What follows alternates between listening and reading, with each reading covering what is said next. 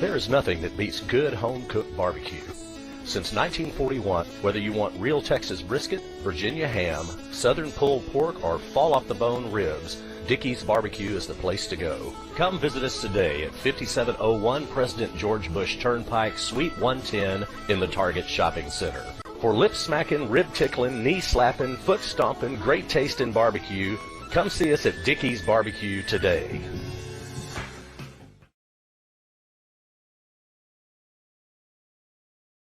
Ever want to know why Bill and I look so good on our broadcast? Check out K West Designs on Facebook. You can take a look at our pictures and see the quality of the work that comes from K West Designs, especially if you have a special occasion. Just get on Facebook, look up K West Designs right in the search bar, contact them directly for questions or anything that you may have regarding your personal design. Liberty Air and Heat. Everybody knows what the Texas Heat can do to your air conditioning and heating systems. That's why you need the experts that deliver the best and most honest service in the Rowlett area. We provide the high-quality air conditioning and heating services that keep you more comfortable when you need it. So contact Liberty Air and Heat at 469-678-9444 or visit them on the web at libertyairandheat.com.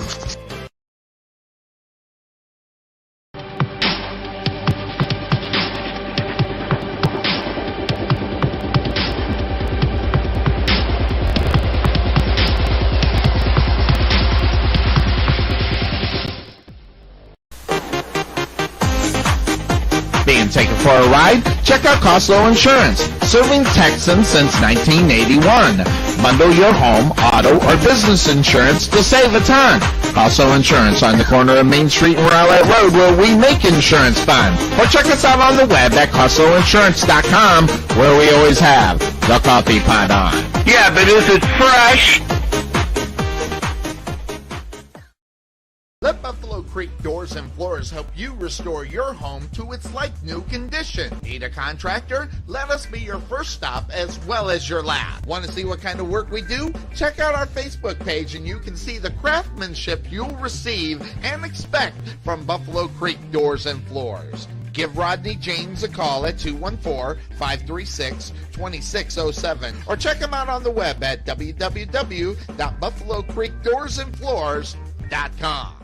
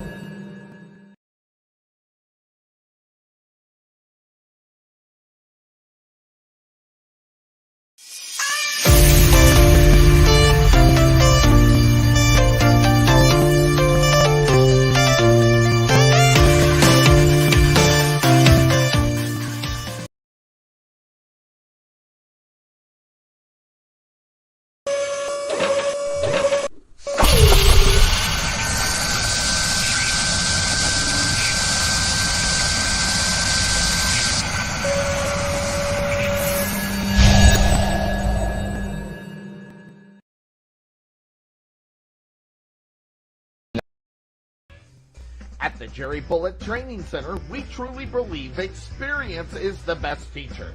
With over 50 combined years of knowledge and experience in sports performance and athletic training, our coaches understand exactly what it takes to achieve your goal. Contact Melvin Bullitt at 214-326-7853 or visit their brand new facility just outside of Waterview at 8900 Princeton Road in Rowlett. At Wesson General Contracting Incorporated, we're your one-stop shop for all your general contracting needs. So roofing, gutters, sidings, fence staining, painting, foundation problems, or roof damage are no problems at all. Give us a call at 214-200-5588. That's 214-200-5588. Wesson General Contractors, proud sponsor of the Rowlett Eagles radio broadcast.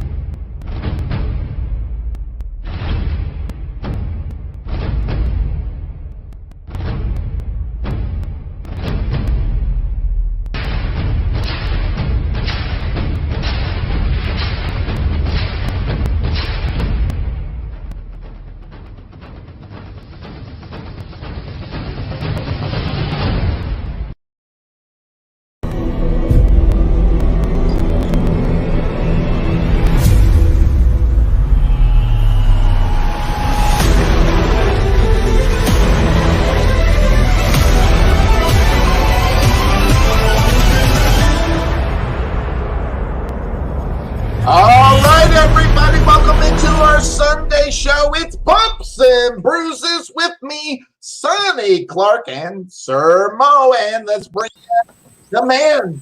There he is, Sir Mo. What's up, man? I'm good. How are you? I'm good. And fantastic. Are you on Hardwire today, or are you kind of doing the Wi-Fi thing? No, I'm hardwired. Awesome. That's good. We're gonna see how this thing works. Hopefully it'll work out really good. It is bumps and bruises. Took a break last week as there was a lot of things going on as far as both of us as that was concerned, and my co-host on my sports show. So I appreciate that. But we are back better than ever, and there's lots of things going on. So I guess the question would be, do you want me to go ahead and hit that video promo? You know what? We'll do it a little bit later because I got something else. I sent you a message.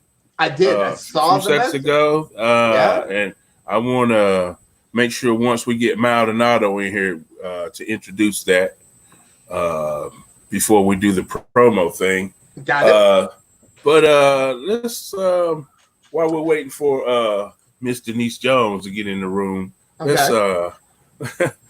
let's talk about some other things that are going on. You bet. Well, I saw you on Mr. B's show on Friday, and I was quite interesting. First of all, quite interesting show, obviously there.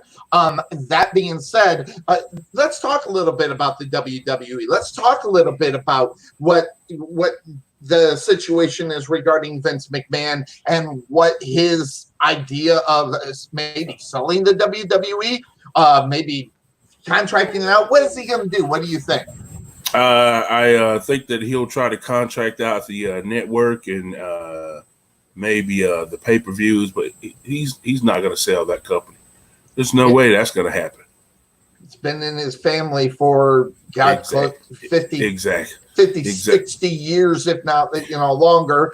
But at the same time, that's losing a family thing, and keeping it among the family, I would think. And just basically, and I'll make the statement. I'll come out and say it. I think NXT could go on its own brand all by itself away from WWE and still be successful. So the fact that they're having so much success on a quote unquote, training promotion, just imagine what they could do by themselves if that had to end up happening. So I think that's the reason why that maybe they do keep it in-house, keep it with Triple H, keep it with Stephanie, keep it with Shane as well, to continue what they are, really putting out as far as the product is concerned, with NXT. Right. I agree. We can see your pants now. I'm not on there yet. I haven't put her up there yet. So you're in the side frame there, but that's okay. There's the side movement away. But since she is there, let's and always smiling, which is always great. There she is, Miss Denise Jones, off to the right hand side of Sir Mo. Good to see you there, Miss Denise. How are you doing today? No, it's too late. You look like you're having a lot of fun.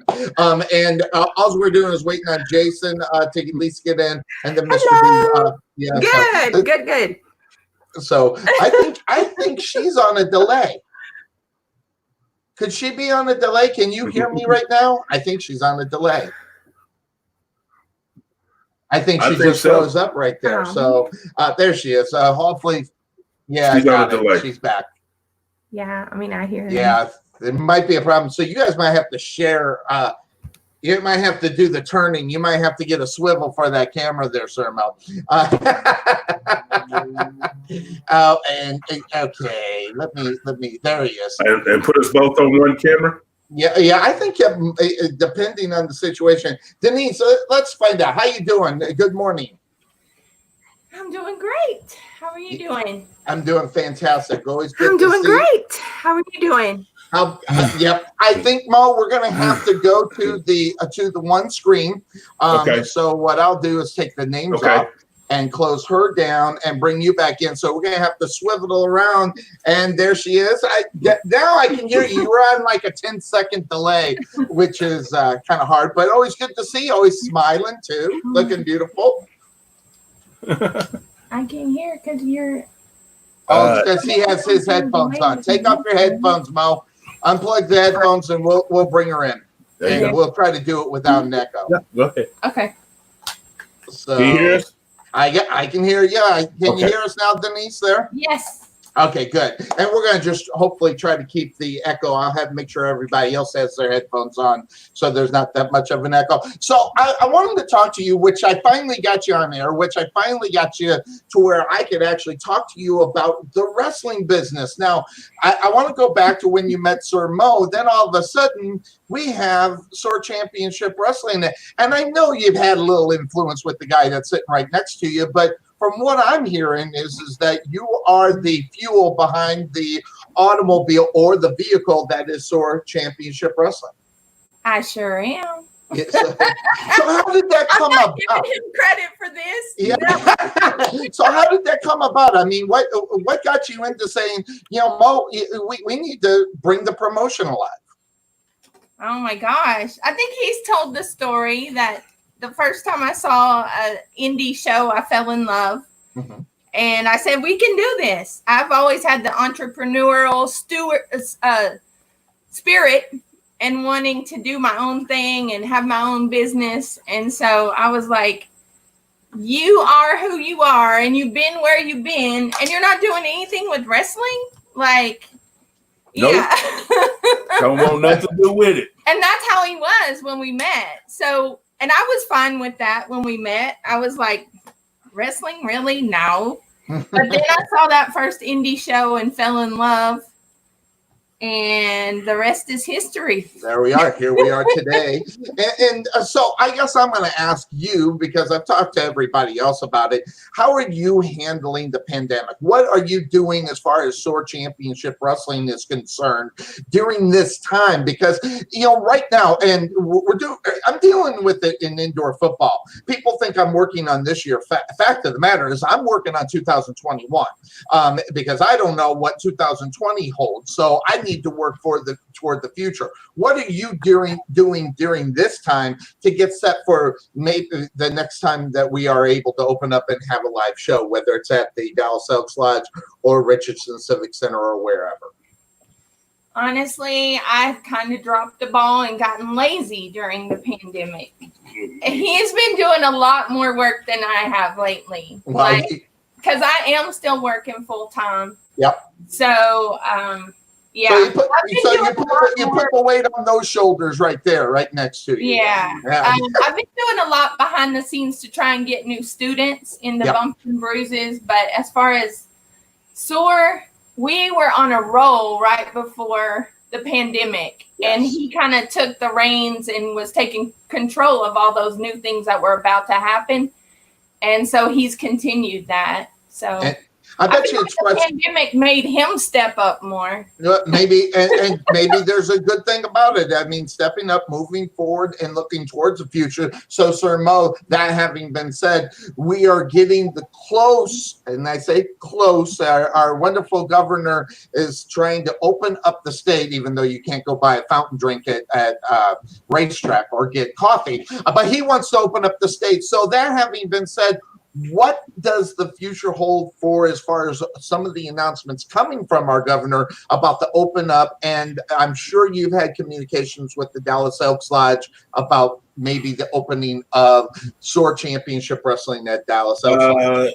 Well, as far as the Dallas Elks Lodge goes, man, there's been no word as to when they're going to be back operational. Until that happens, there is no SOAR. Got it. I mean, that's just as, that is as plain as I could put it until there's some kind of. And he knows I hate to hear that. Like, well, I know she doesn't want to hear it, but no. until there's some kind of discussion with the Elks Lodge when they're going to open up, there is no SOAR. So right now we're like a 747 flying over the state, and there's another 30 or 40 747s ahead of us, and we're all just circling around in a holding pattern until the weather clears below. So that's basically what it is with SOAR. Well, a little birdie told me, okay, all right, I know. Okay. You've actually been looking out at other places as well. I mean, just in case something doesn't work out as far as the Dallas Elks Lodge, you're always thinking. I've been kind of helping you a little bit as far as that's concerned. Talk a little bit about maybe the opportunity at other places, whether it be, obviously the Richard Civic Center is always an option when they decide to open up, but other locations that you were thinking about as far as your maybe what you're looking toward the future of SOAR Championship Wrestling is? Well, here's the thing. So it's kind of it's professional wrestling. So with professional wrestling, man, some ideas, some long-term plans, right? You just gotta kind of keep them under wraps. Got it.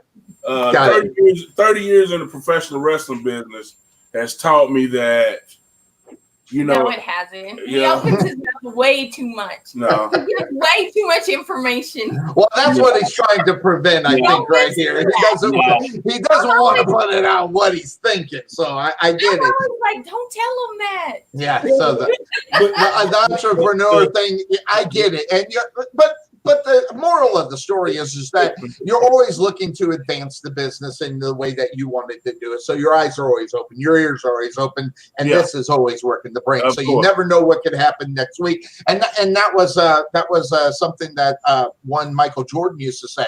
You never know what the future holds as far as that is concerned. So it's probably the same thing for SOAR Championship Wrestling. Of course, man. I'm not. What I'm not saying is I'm not saying that we're not thinking and we're not plotting and we're not planning, the next big thing. You know what I mean? But I will say this. I had a discussion this morning with my stepson, and we were talking about my love for restaurants. And, I'm not afraid to open another restaurant. We were talking about that. So, if that gives you any idea of where my mind is, I'd love to own another restaurant. That'd be sweet, and I even know about that one too. But that being said, you met Nate the Great for Hooters. How many other people showed up at Hooters when you met Nate the Great the other day there? Hey, you know what? Anybody that don't know any better would probably think me and Nate are gay. We have those Hooter dates at least twice a month, and truthfully, man, we've been doing that, man, for well over about 2 years now. Did anybody come though last time? I mean, because you promoted it, you were there 2 hours early, and did anybody else show up? Nobody showed up. I came this close, but I had to work, and I got off about a half hour later, and I wouldn't have made it out there. I would have out there. So we'll do it again as we always do on occasion. We'll have a drive like the idea. We'll have a drive-in meeting, and everybody on their cell phones, but we can see each other, kind of thing. So we need to do that. And everybody just have a little fun. It'd be just nice to get together.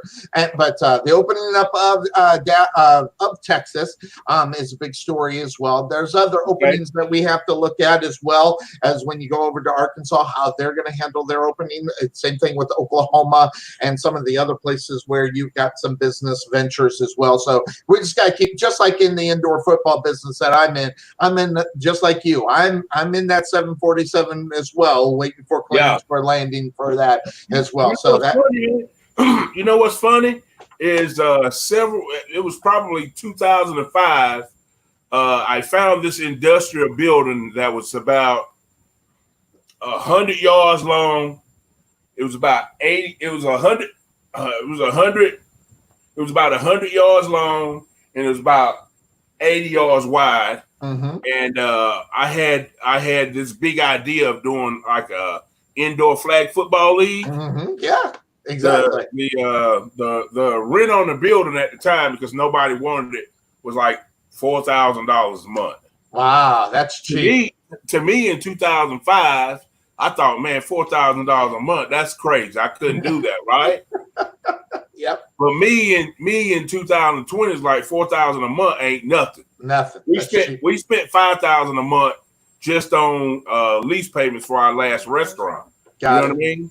So, I was thinking like, wow, man, that would be like crazy. But I come here and, they're already doing indoor football and stuff. So I'm like, okay, it's too late for that. Let me scratch that off my list. Well, we'll talk about that part. Anyway, take away from that, always working, always doing something, and that's what it is. And as our guests are late, Mr. Jason Maldonado, he's late. Mr. B, he's not here. He's not here either. So we'll ride this on. So what's in the plans here? I mean, we had a direction of the show. Right. How much of that can you go forward with right now without having one of those two here? Let's just go. Let's roll it. Okay, let's roll it. Let's roll through what you got. Okay, so in other words, roll the video. Roll the video. Here it goes.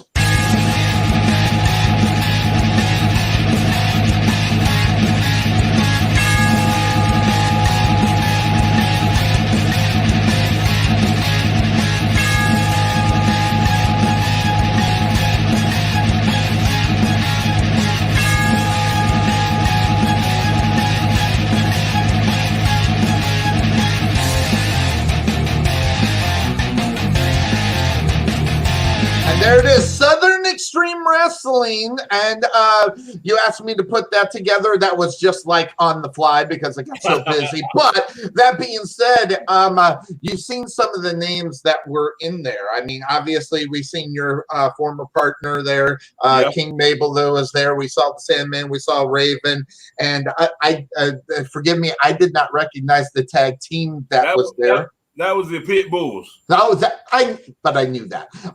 But so some great names out in the wrestling business came from Southern Extreme Wrestling.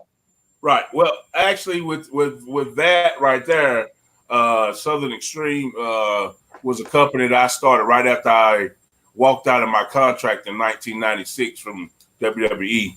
Something a lot of people didn't know. Everybody speculates and assumes that Nelson and I got fired, and that's just not true. There's a lot of things out there being said that's just not true. But I'm set the record straight. We walked out of a contract at the Royal Rumble 1996, and because of some other things that I had gone through while I was there, I had made it a point that I wasn't going to try to go back. Southern Extreme Wrestling is something that I started, and with that program, I had a school that I picked up in like a month, 40 students that I was training at one time that were part of that program. The guys like Sandman, Raven, guys that I was cool with, they were full-time at ECW, and I had them come over and work some events. I had Kane come over, working events. Psycho Sid come over and work the event. Road Dogg Jesse James, Billy Gunn. I mean, so that thing spanned for about from 96 to 99 before I moved to South Carolina. So having said that, it's running up on about 20 years since I ran anything. And I thought that, I'd reopen it up back in and start running some shows in Tennessee when things open up, because it's a big market, but it's a smaller market. And Denise will tell you, I hate the DFW market. Go ahead. The big city. Yeah, man, put me in the country where I can smell cow manure and pig slop, and I'm happy. You know what I mean? So Southern Extreme is one of those things. I'm going to get with some of my former students, and we're going to do a reunion show, and then we'll see where it goes from there. Also, Southern Extreme is part of a new sanctioning organization that we're going to make a major announcement about coming real soon. We've got promotions that we're partnering up with from Australia, from the UK. We got a couple promotions there, Canada, Portland, Oregon. Of course, you already know that myself and Mr. B own TCW. Yep. Maldonado's not on, is he? He's making his way. I had to send him the link for the third time. So we'll wait till Maldonado get on, and then we'll talk about that too. But like I said, we got Portland, Oregon. We got, of course, TCW. We've got SOAR. Now we got Southern Extreme. We got BEW, which is in London, England. We got GCW, which is run by Wade Brewer, who will be the president of the Australia branch of OIWA, which I will talk about that at a later date.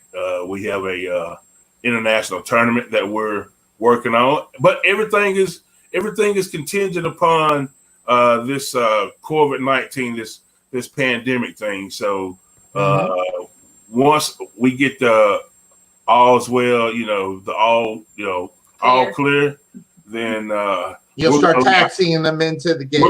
We're going to lay out a whole lot of stuff that we got going on.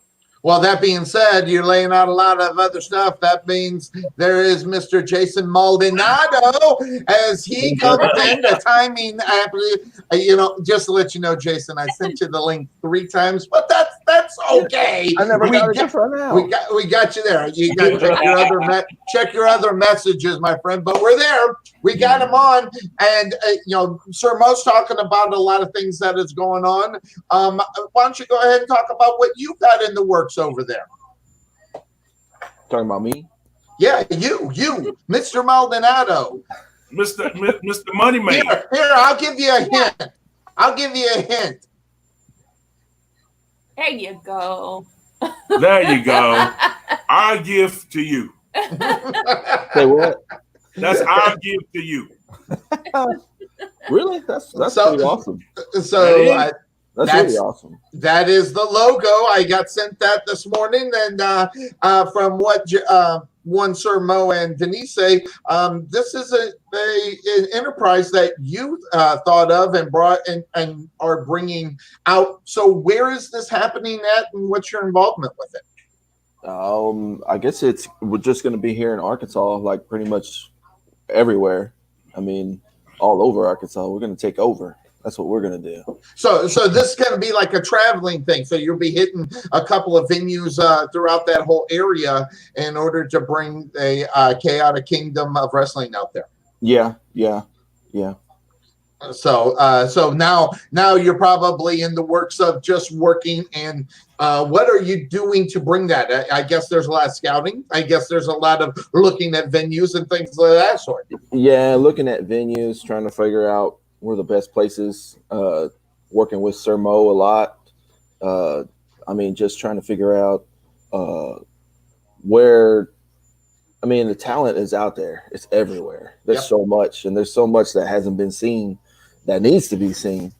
But as far as where it'll be, there's so many places that, we've been to that there's a lot of people that have never seen professional wrestling.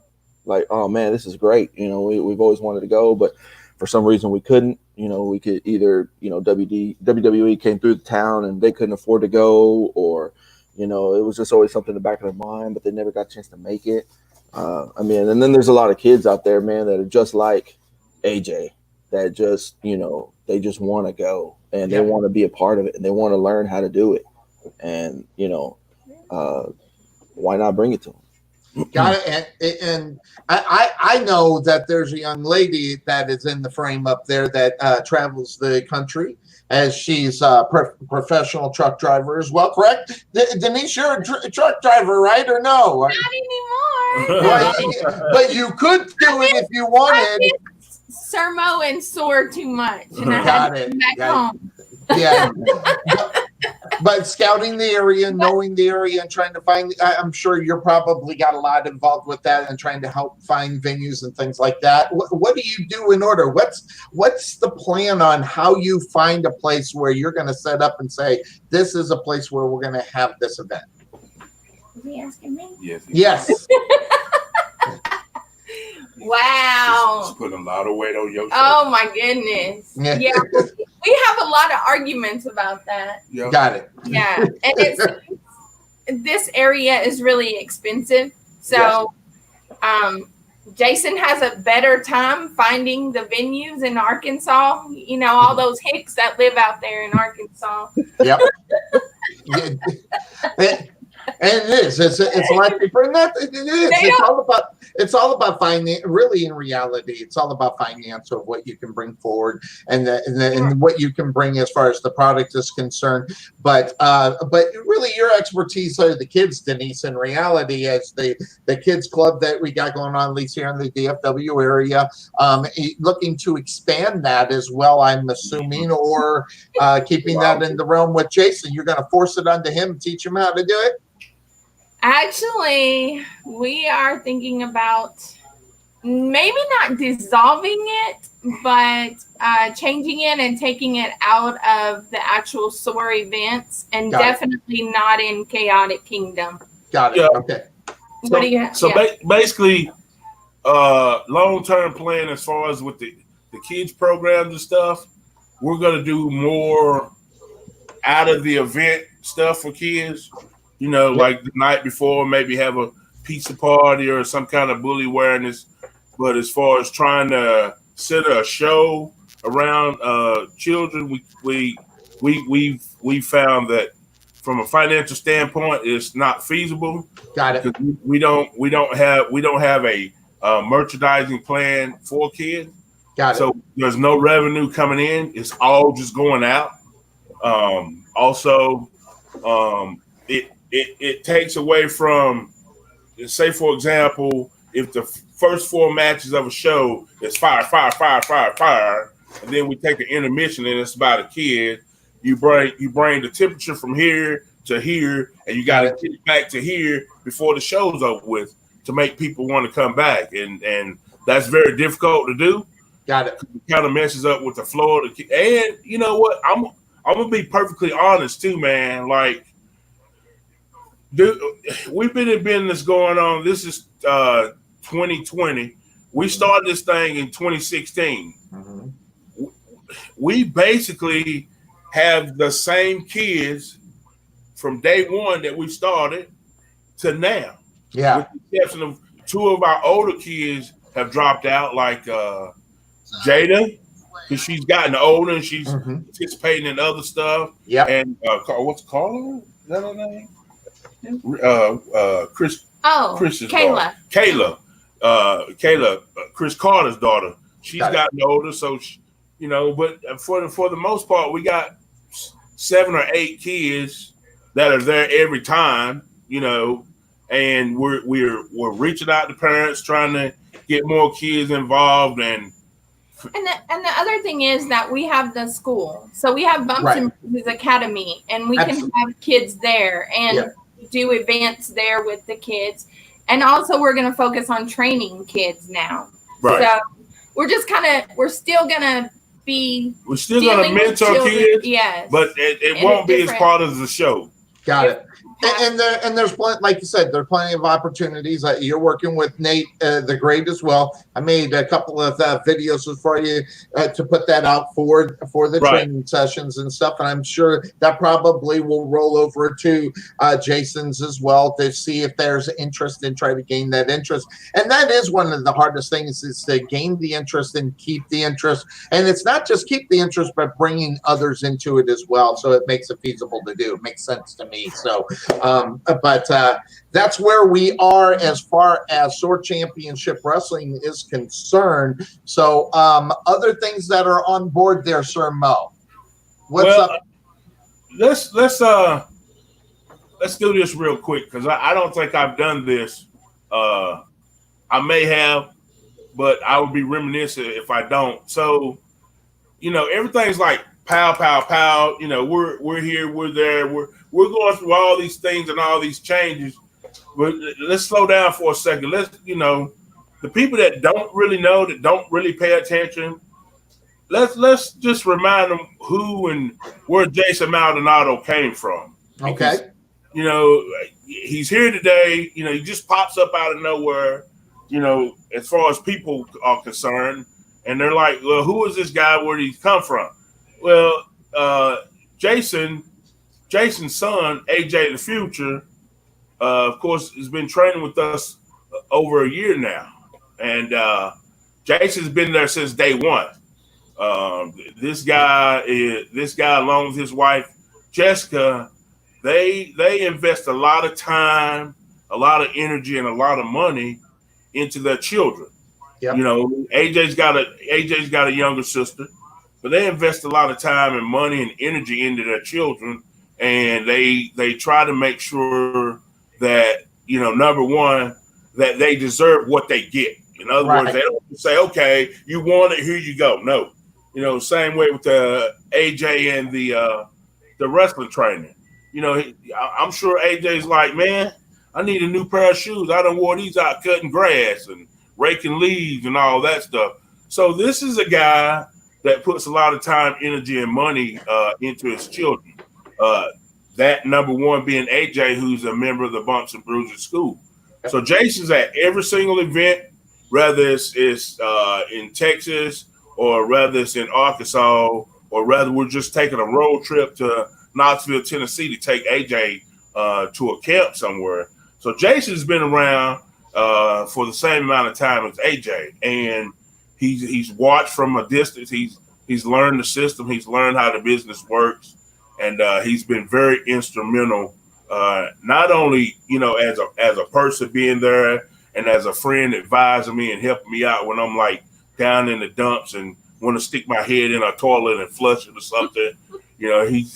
He's pulled me out of those holes, but financially he's done a lot. He's done a great deal. And normally somebody come to me and say, hey man, I want to start a promotion. And I've done this before. And that's one of those things that Denise say, you tell them too much. Denise has got me in that frame of mind. Now somebody come to me and want me to give them advice. If they're not giving me a consultation fee, I'm not allowed to talk to them, tell them anything. But I think that Jason Maldonado has put in enough time, enough effort, a lot of work that consultation fee. I would never charge him for nothing. If he came to me tomorrow and said, "Hey man, would you train Alexa, which is his baby girl?" I'd be like, "Yeah, sure." And he'd be like, "Same deal," and I'd be like, "Nah, this one's on me, buddy." You know what I mean? So just so you know, when she's ready, man, if I'm still alive and healthy, I got you. All right. So, and there is, you go back, you even go to Jason Maldonado's Facebook page, you see the history of him bringing up his kids. I believe it or not, which goes to show this pandemic really proves that Sonny don't have a life. But I look through the Facebook page and I see the life that you guys are putting together, and for whether it's for AJ, whether it's for yourself and what you want to do within the business as well. And you get a lot of learning. You get that from Sir Mo, as well as our next guest that finally, here he is. It is Mr. B here on it. So look at all these people that you've got the opportunity to learn from, and learn from some of the best out there, Jason. Man, it's incredible. Definitely. So I just woke up, y'all. Yeah, I was watching iRacing. Yeah, staying up a little late, but welcome into the show. Hey, since I do have you here, Mr. B, we were talking about bringing back Southern Extreme Wrestling. I'm sure you and Sir Mo have been talking about that. Oh, maybe not. Should I maybe I should do the video again just to wake up Mr. B? So let's do that.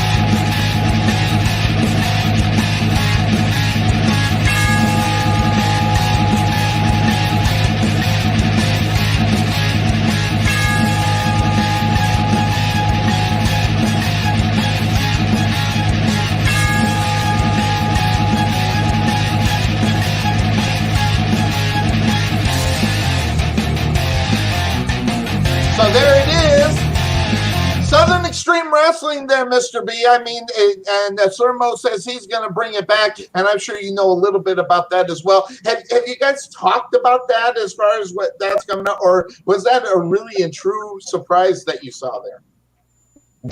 That was a true surprise. Like, then I kept your secret really well there, SOAR Mo. I did good. I know Mo's always Mo is one thing I'm learning about Mo. Mo is a man of many surprises. So his mind is always going. His mind is always going, and he's it's one of those things of he'll tell me some things, and then some things is just like, oh, okay, all right, yeah. That's all right. If that's where you want to go, Mo, let's go. Let's go with it. You just don't ask, what are we gonna do? You just show up and be like, yeah. You just don't ask. Yeah, you just like, hey, when do I show up? What time do I got to be there? Like that's pretty much. So with that being said, Southern Extreme, then Jason Maldonado bringing Chaotic over there, and I mean, there's lots of things going on, and the fact of the matter is that this is all kind of like underneath an umbrella. Talk about that umbrella. Talk about that right hand corner with that affiliation there, SOAR Mo, so people know a little bit about that. Stop trying to get him to talk to you. Go. Okay, so you're not. Yeah, go ahead and expose that too, Mo. Go ahead and expose that too. Let's go. Yeah. So that was a curveball on the outside. That's fine. So, but it ain't time yet. It ain't time yet. All right, very good. No time there. Got it. Hey, have y'all seen that Robert Harris stand-up comedy where he's talking about Bebe's kid and the little kid with the shitty diaper? Oh, yeah.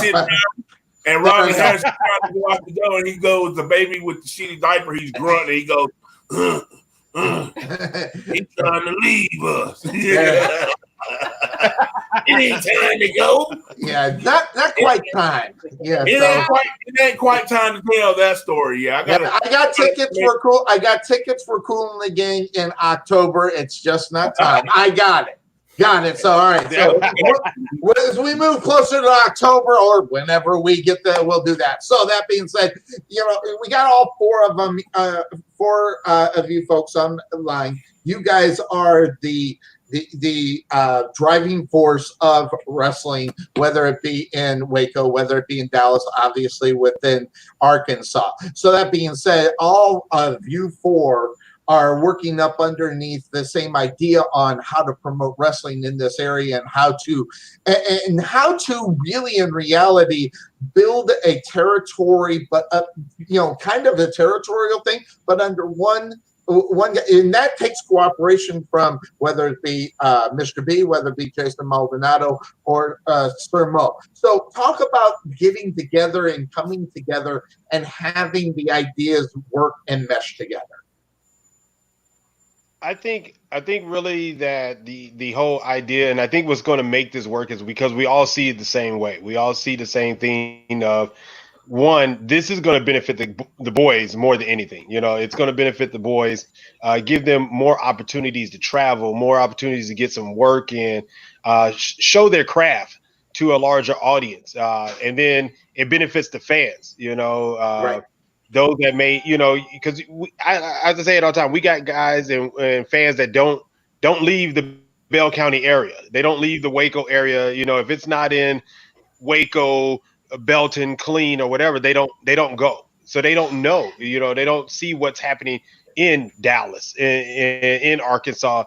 So I think this is a really good chance to motivate people to get up and travel and go check out these other shows and see what's going on. And then my third thing that I think that's just the big benefit of this is getting guys to learn how to establish a character and sticking to that establishment. If you're a heel, then be a heel everywhere you go. You're a face, be a face everywhere you go. Don't, you confuse the fans when you're a face at one promotion, then you're heel at the other promotion, and you're heel. You just confuse the fans. So I think this would benefit them as well. So that's an interesting that was thought my when what Mr. B's talking about there, Mo. Talking about guys who have their ideas on what they think that they should do. Talk to a little bit about maybe direction of a person or a wrestler. That being said, they're on the heel route, but they need to go a different route. How do you introduce that idea of changing their ideas? Because let's be honest, when they're on the indie circuit, they got, like Mr. B said, got to be known for doing something. How do you encourage, or what do you say to make someone rethink their character?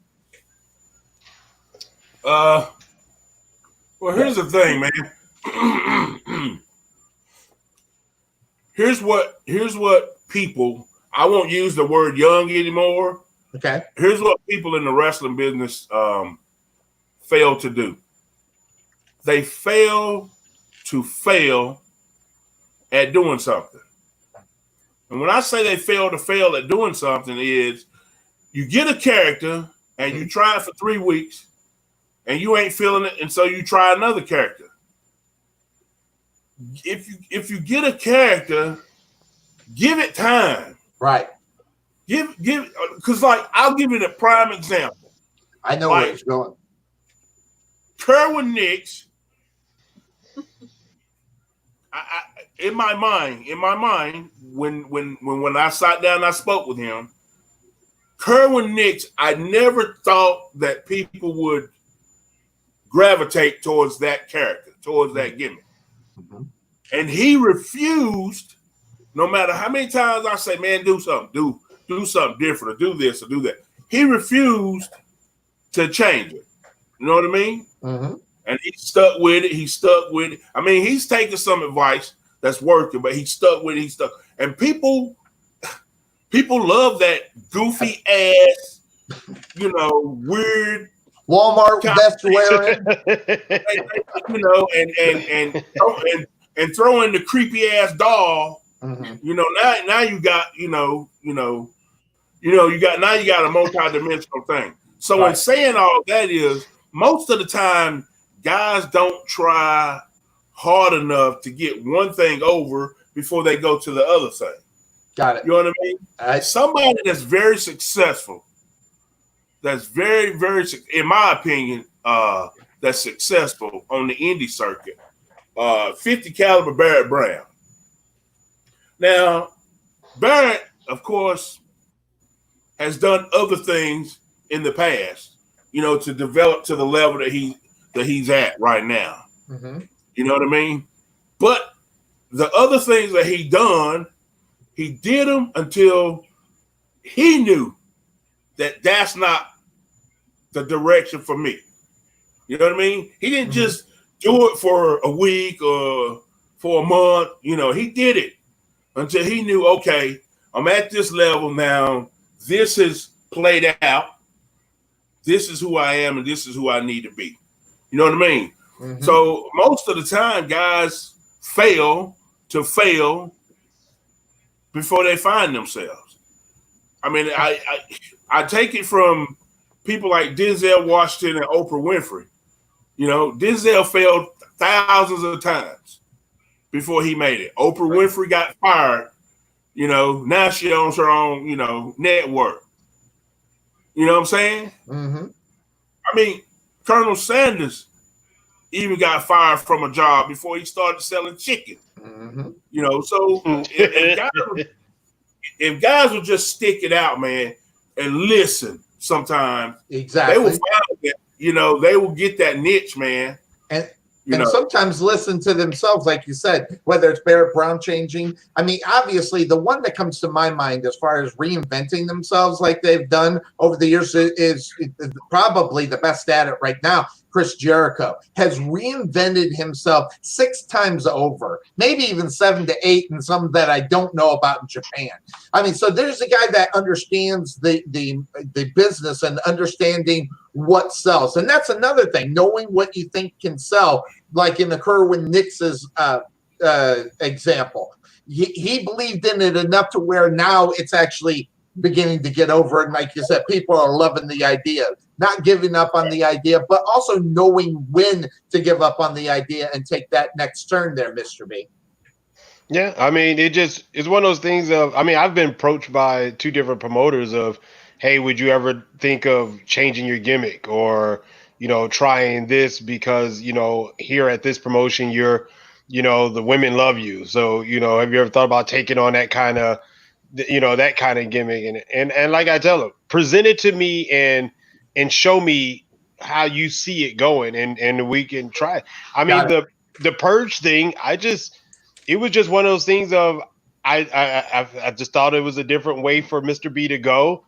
I was at that time frustrated with wrestling, and it was a thing of, well, nobody really, I'm not getting booked here, not getting booked there. So I'm just going to purge. I'm just going to start showing up, and I'm just going to purge and make my way into these places and make people take notice of me. And now it's starting to take notice. The purge society thing is taking off faster than I thought it was. I thought nobody was going, everybody's just going to be like, he just took it from the movie and that's it. But I mean, it's going. So I'm just going to run with it till it stops. And I'm sure Jason Maldonado, his son AJ, the future, there's talks about where he's going to be going. So, Jason, what are those talks about? I mean, I'm basically when I think about AJ and Jason Maldonado, I see him in front of a time board, how they're doing it, all set up. It's not just right here. It's written down and ready to go. So what is the ideas as far as Jason's or AJ's concerned? Because I'm sure you had those different kinds of discussions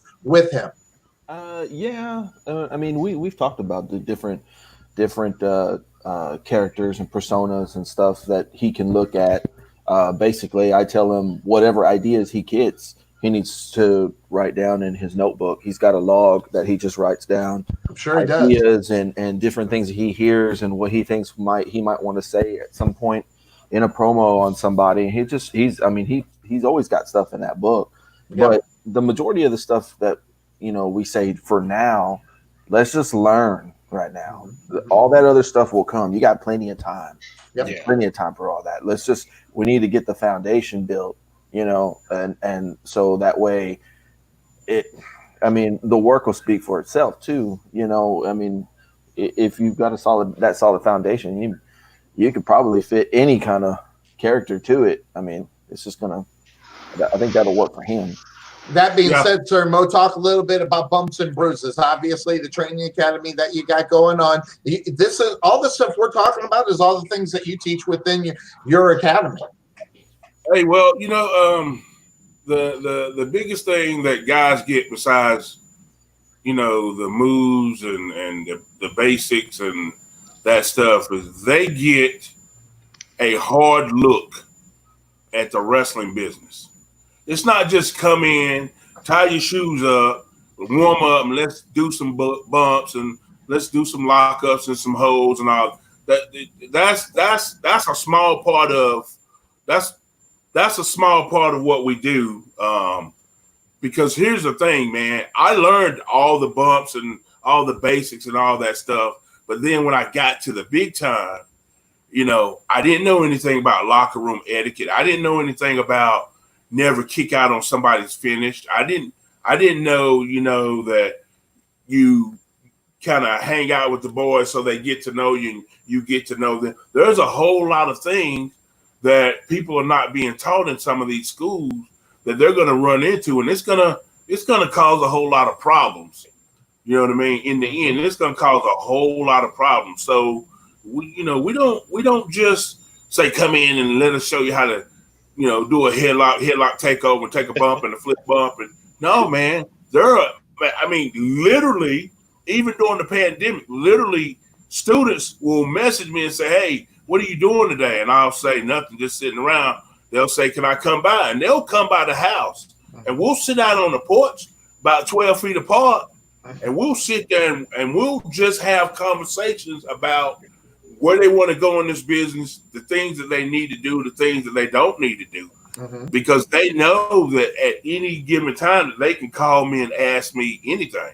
And I do that to you all the time. I probably drive you nuts asking questions. part of our training is we tell everybody once you sign up for Bumps and Bruises, you are a lifetime member.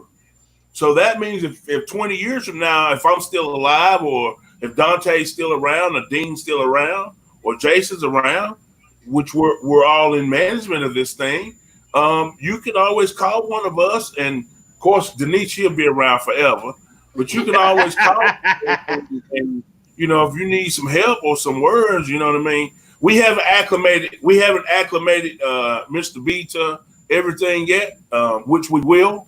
I know that last week I probably had Mr. B wanting to shoot himself, commit suicide, because I think he thought that he made me mad because he asked me a question about something.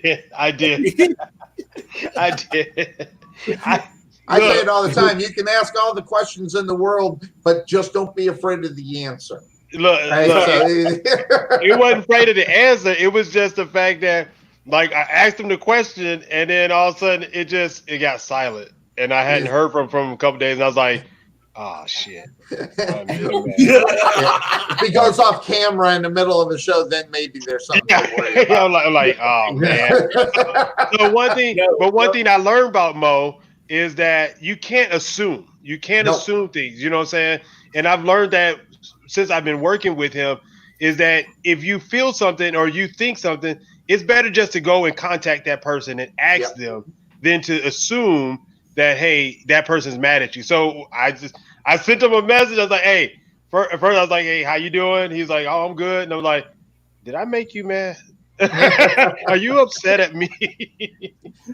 Let me ask you a question, Mo. As we're going through this pandemic, and we're not getting what we want, which is wrestling with the crowd and things of that sort. And shows like ours. Now, our show, what we were getting set and ready to do, had been in the work for 3 to 4 months.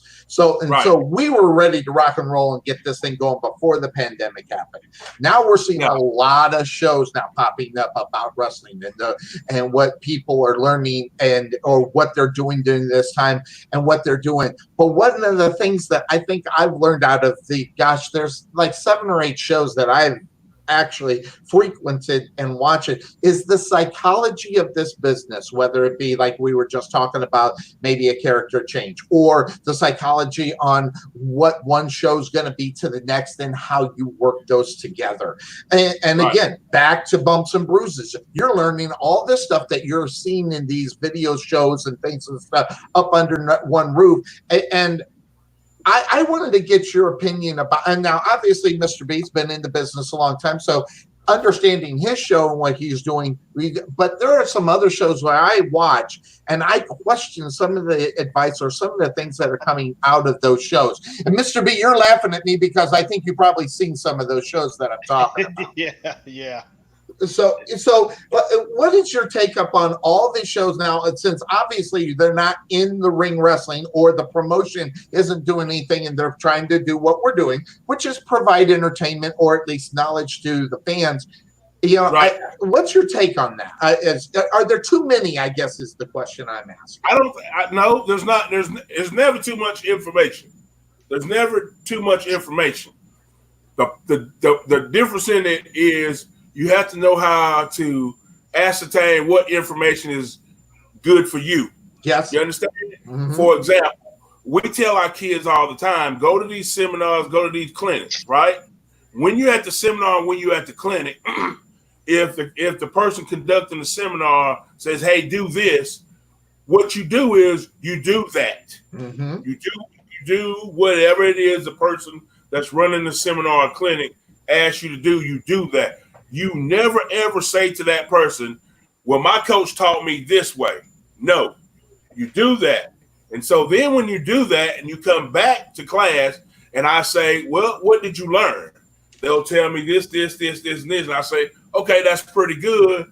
But if there's a but, sometimes they learned it properly. Sometimes they were told that it wasn't proper, but then it should be done that way. And the reason things are like that is, think about it like this. When George Washington Carver created the automobile, I know. I get it. I know what you're saying. When George created the automobile, I guess we're a little bit smart. Maybe we're too smart for that. But yeah, there you go. But he created a certain way, and then when Henry Ford put the automobile out, make people think that it was his idea or whatever. Absolutely. But it's wrestling. So right. 1971, Gorgeous George, right, does it this way. It's right or wrong. Wow. It just means that the game changes. Mm-hmm. Back in wrestling is the same way. My way is not always the right way, and some people who we might think is doing it the wrong way, it may not be the wrong way. It just times are changing and people are doing different things. You know what I mean? Yeah. So as a coach, I would just say, try it. If that's something that you feel comfortable doing and it fits with your character, okay. As long as times and not hurt yourself or your opponent, you don't need to do it. Yep. Because it only takes one time to kill somebody. Let me ask you that question too. The one time that it takes to kill someone, forget the fact that you kill someone, even hurt Steve Austin's situation where he was dropped on his head. Obviously that wasn't scripted. Obviously that wasn't supposed to happen. If you reassure the person that it happened to that it was totally an accident. Mm-hmm. You know what I mean? And you all not able to perform and not able to take care of his family, man, that's okay, man. I know it wasn't. We expect this to happen when we get in this business. Right. Oh, man, you walk away about your business. You know what I'm saying? After he throws it to shake his hand, I see, but there's unwritten rules that says you don't do it. So that you shake that pitcher's hand and you apologize. You know what I'm saying? You just don't go to do what we got to do the next day. Yep. Now, knowing that accidents happen. Now, when that accident happens, like Mo said, you got to reassure the person that, hey, are you okay? I'm sorry. It was an accident and everything. But, it still got to go on unless it's just that bad of an accident that, hey, we got to take it home right now. We got to end it right. You say something to address and then the accident happens and they're like, well, if I comes back from this dance, able to dance the next week or next day, whatever, So I think that's the biggest thing. And I think that's what really ticks me off when people say, oh, wrestling's fake. Excuse me, because if I hit you with some of the moves that are paralyzed from neck down or dead. Yep. So for them to call that, and say, oh, well, what y'all do is fake. No. Yeah, exactly. It makes me mad whenever I hear that because I know the athletic ability that it takes to be in the ring, obviously, because I'm not in it. But at the same time, knowing that type of athletic ability in order to do that. But what I find amazing is the reason why I watch wrestling. I'll tell you the reason why I watch wrestling. We can sit there and we can watch the characters. We can sit there and watch the great matches. I sit there and watch it in amazement on how many times there's not an injury. And that right there kind of sells the whole rest. Watch it. It's the reason why these guys are able to get up, even though they're sometimes obviously selling it.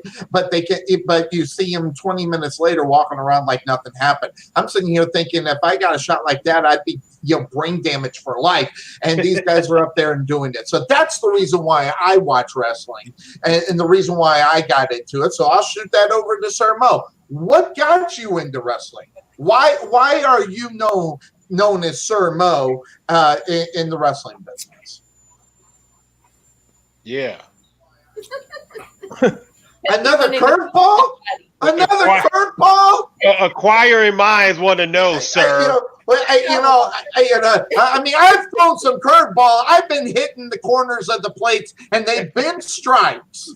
So I this one here, I lobbed this one to you like you're in a softball game, right there, Mr. B. I lobbed that one right there across the plate for you. What got you into wrestling? What was the thing? I mean, because I know your background. I know you were in the military. I know you're in the military. So what actually got you into wrestling? Don't pull out the chopsticks, Mo. Or is this a Michael Jordan same question over and it's driving me crazy question? No. I guess the best way I can explain that really. Hey. He's taking your gimmick. Hey, don't make me leave the room.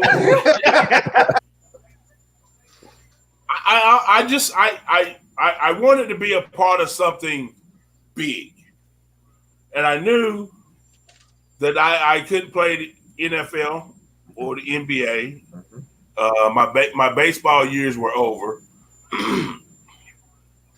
and truthfully, I thought, everybody in the world knows Ric Flair and Hulk Hogan. I could be like Ric Flair and Hulk Hogan. I could be big time. I could be a big time wrestler. So when I die, people say, "Hey, did you know he was a wrestler?"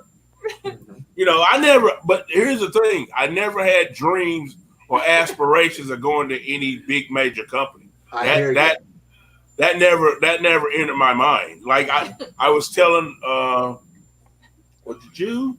I was telling her, and I think I was telling my stepson this morning that, because we were talking about him and his music, and I was telling him, I was like, man, when I was just wrestling before I got a contract, man, I was having a great time. I was enjoying it, and then I got a contract.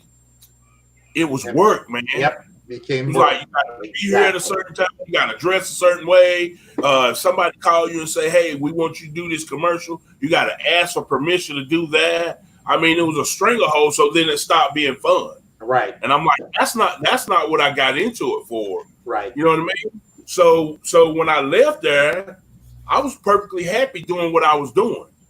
I was perfectly fine not being in the spotlight. And she'll tell you, I don't readily tell people I'm Sir Mo or I'm Mo, or I just don't. I'm you know what I Bobby. mean? Well, that's one of our ongoing jokes is that I try to pimp him out. Now that and he is not very pimpable at all. Make it rain up in here. He is not pimpable. He is not. He is not pimpable. So I think, Sir Mo, I think that's the reason why we get along so well. I'm the same way. I will say this though, but because it became work and I started disliking it so much. Mm-hmm. That's another reason why I started Bumps and Bruises. Mm-hmm. I started Bumps and Bruises not only to teach the guys the business and pray and try to work towards them getting those dreams accomplished, but I wanted them to know when you get your dream, it might not be all that it's cracked up to be, because you're going to have to go through this. You know what I mean? And you know, and here's something that I'm dealing with right now personally with some of our talent, right? They're talent, and yet in some senses they're friends. But this is something that I'm dealing with. A lot of my talent, a lot of my so-called friends are so impatient that they want to go, right? Mm-hmm. And they want to work here, they want to work there, they want to do this, they want to do that. All the while, they're not getting any better. They're not learning anything new. You know what I mean? Yeah. Whereas if they would just be patient, you know what I mean? Because here's what happens. How many guys do you see sitting around at WWE, they making $350,000, $400,000 a year, and they're not happy? Yep. Not happy because, you know, I'm not getting a push, I'm not wrestling, I'm not whatever, right? Yep. Okay. You're not getting a push, you're not wrestling, whatever. Most of them want creativity on their own stuff. 90% of those guys are not gonna walk out of Vince's place and have the ability and the opportunity that Cody Rhodes has. Absolutely. Good point. You know what I mean? Mm-hmm. Cody Rhodes is an anomaly. Yep. You don't just walk out, you know, and just have, you know, Jericho too. Jericho. Absolutely. Jericho. But everybody is not going to walk out of a big contract and just have creative control over everything they do if they go to another big company. it's few and far between. You know Yep. what I mean? Absolutely. But if you learn patience, and you sit back and say, okay, my contract is, I got 3 years left on this contract. Yeah, they got me sitting at home. Okay, you sitting at home all day. Work out 3 times a day. Work on your diet. Read up. Work on your character. Collect that money, and then when you're done, do one or two things. Go sign with another major company, or you do like Jim Jarrett did when he got fired from WWE. Yep. You start TNA. Yep. You start your own company. Yep. There's enough real estate in this country Yep. for everybody to own a wrestling company if they want to. Yep. Having said that, that is the benefit of the whole OIWA thing, this whole conglomerate thing. Now, Mr. B spoke earlier about, it gives guys another opportunity, blah, blah, blah, and it gives fans, hey, I never seen a SOAR show. So, here's the thing, man. If I'm a promoter in Dallas, Texas, and I say, well, I want to run a show in Little Rock, Arkansas, right? But one of my friends in Little Rock is going to get pissed off if I run Little Rock, right? So I'm not going to run Little Rock.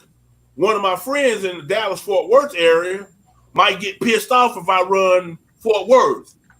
So I'm not going to run Fort Worth, right? Because I don't want to piss my friend off. You understand? Uh-huh. The beautiful thing about the conglomerate is if I'm working with my friend side to side, you know what I mean? I don't have to go into his area and run a show and piss him off. We can do it together. Yep. And it's going to benefit him. It's going to benefit me. And vice versa in Little Rock. We can run it together. Instead of me going down to Waco in Mr. B's territory and run the show, not including him in it. Now, I ain't got to worry about when I walk out of the National Guard Armory, Mr. B standing out there with a 357 Magnum. I'm running his territory. This is professional wrestling, man. This is what happens. Some of your best friends lose friendships because this guy over here, was a student, like say Jason, for example, was a student, and Jay said, you know what, screw you, Mo. You won't let me be a part of SOAR. I'm just going to leave and I'm going to start my own stuff. And I'm going to take some of your kids with me. Okay, what you just succeeded in doing is you just ruined a perfectly good friendship. Yep, burned the bridge. You understand? You just ruined it. But when you say, hey man, let's do some stuff in Arkansas, which is what Jason said to me. Okay, bro, let's do it. I think I approached B about being a partner with him at TCW. He wanted to work at SOAR. I mentioned, let me be a partner with you at TCW so we can help your business grow. Yep. You know what I mean? Arkansas, we're going to turn Arkansas out. Waco, Texas, we're going to turn Waco out. Dallas, I don't know yet, but whatever we do, it's gonna be major. You think the pandemic is major right now? Whatever we do after this is over with, it's gonna be major. And the people in this circle right here, us four, include Dean and include Dante, include Rusty Keats. We're gonna make some noise, man. Yep. And it's gonna benefit all of these young guys, man. It's not about me. My time is come and gone. I'm 53 years old. You understand? Me too. I'm getting ready to walk. I'm getting ready to step away from in-ring competition. Right. I just got one more match that I want to do before I step away, and that's a street fight against Jason Maldonado. Yeah. That one won't be hard to sell. I think we can probably put that as the main event. He was talking so much. He was talking so much stuff on Friday. So much stuff on Friday. He was just bumping his gums on Friday, boy. Just going. Listen, Mo, I think that's one of the reasons why you and I get together and have a great relationship. I really do, because really, I mean, I look at what I've been doing for 25 years before I started doing the Couch Potato Sports Show 11 years ago. Okay. I've been through it all. I'm just like you. I've been there. I've done that. Now, I mean, I had a contract working for a major sports media broadcast. I wasn't having any fun. I mean, it wasn't fun. I mean, you take away from the reason why you even got into the business in the first place. That's the reason why I put together the Couch Potato Sports Show. And it's been going on for 11 years because I get the creative thing. So, but I was in a position to be able to do it. And some are not. But like you said, if you are under that contract, that's where you got to take the advantage of learning what you can learn during that time. And when you're under contract with someone, you pick up the phone and you find out what someone's doing, why they're doing it, what's the philosophy on this, what makes this good compared to this. And if you're not taking that time while you're under contract someplace else, learning the business, you're only hurting yourself. And then the opportunities at an AEW or New Japan or wherever the case may be, TNA, it's not going to be there for you because you're not going to be known as a person that wants to learn or get better at the same time. So it's kind of one of those things I look at. So, yeah, they're getting together here, Sir Mo, bringing together all these things, putting it up underneath major announcements. Are we going to be looking for more announcements later on down the road here? Oh, yeah. We're just right now, we're tip of the iceberg right now, right? Yeah, we're just scratching the surface. You know what I mean? Like Jason is like really quiet. You know what I mean? He's always quiet. No, he ain't. Not on Fridays. Not on Fridays, he ain't. No, that fool ain't always quiet. He's like really quiet, man. But that guy right there, that guy is brilliant, man. He just he's very humble, except when he's ragging on somebody. And I think Friday night he's ragging on us a little too hard. You know what I mean? So. But ask that guy a hard question, man. Well, that is my next question. So we talked a little bit about your son. We talked a little bit about your involvement. So I guess now with the obviously bringing on the chaotic wrestling, what is your vision of what that's going to be in Arkansas? I mean, we talked a little bit about it traveling a little bit, but what's your vision with that? Is it to bring in some of the folks from SOAR? Is it bringing in some of those folks from TCW? How's that all going to work? Oh yeah, for sure. Bringing guys from SOAR, bringing guys from TCW, finding guys that nobody's ever heard of. I mean, and bringing them to those other promotions too. I mean, it's all about growth for everybody, and so, I mean, that's the only way that this thing's really going to work is if we keep that going. Right. And the main objective, obviously, is not to make chaotic wrestling the thing. Is it more about the kids? Is it more about moving them on and maybe being able to foresee their dream? Sure. Yeah. Absolutely. I mean, that's the whole reason why I do what I do anyway. Like I said before, it started off with just my son, but after Mo graciously gave me my opportunity to help him with some ideas, and he turned down about 98% of them. Mm-hmm. Don't feel bad. It's okay. No, that's right.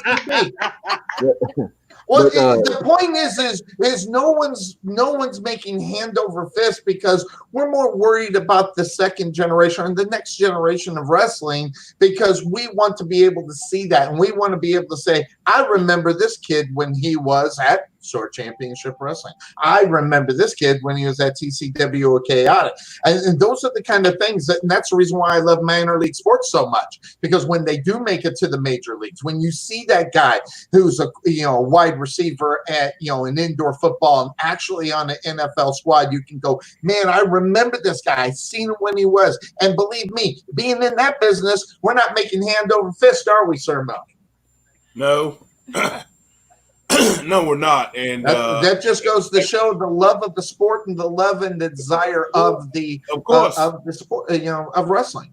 Of course. I mean, we've been in business 4 years, and I think we've made money twice, maybe 3 times.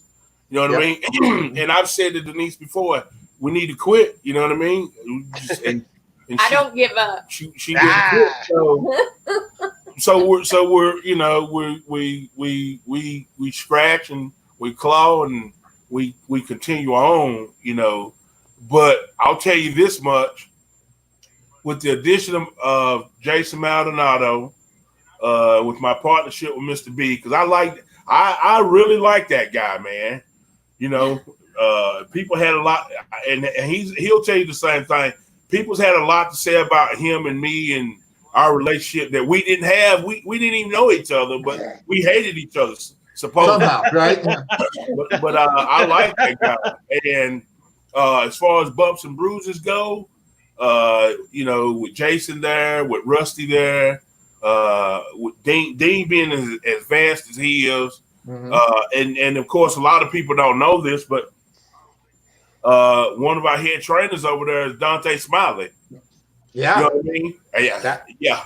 Yeah. So and Dante is very talented, man. Oh yeah. Not only in the wrestling ring, but he brings that, you know, CrossFit training as well. So, you know, his biggest thing is, you know, you blow up in the ring, then he's gonna be pissed off at you. And he's when it comes to the coaches, I'm the good cop, he's the bad cop. I've seen it in action. And he I mean, when I say he's a bad cop, he's a bad cop. But he also commands respect, though, Mo. I've been there many times watching that whole situation play out right in front of me in a training session. I'm telling you right now, I see it all work out. And everything that he has said on some of the other shows and things of that sort, if anybody thinks he's BSing, you need to sit down and watch it, because that's exactly what he says happens. And if you want to learn that way, you're going to learn the right way. And going and switching that over to Mr. B, you know, describe how it feels to see one of your students go on and sign that contract. Moving on, how does that make you feel? Because I know you've had a couple that had made the, you know, move up. One of the young ladies that we were going to feature at the next the summer one over at the Richardson Civic Center was going to be a big part of that, and you had a big part of that career.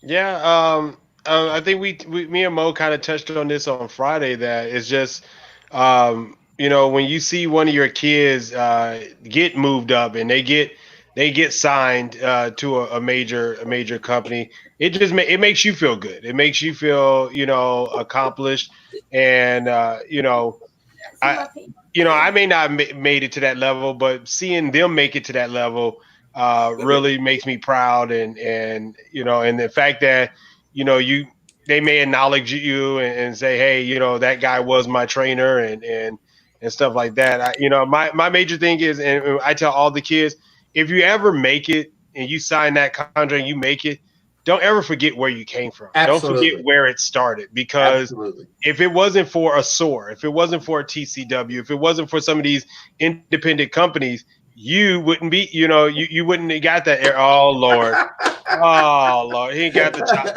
Jason, what you have started? God, chopstick war. Man, I wish I had some.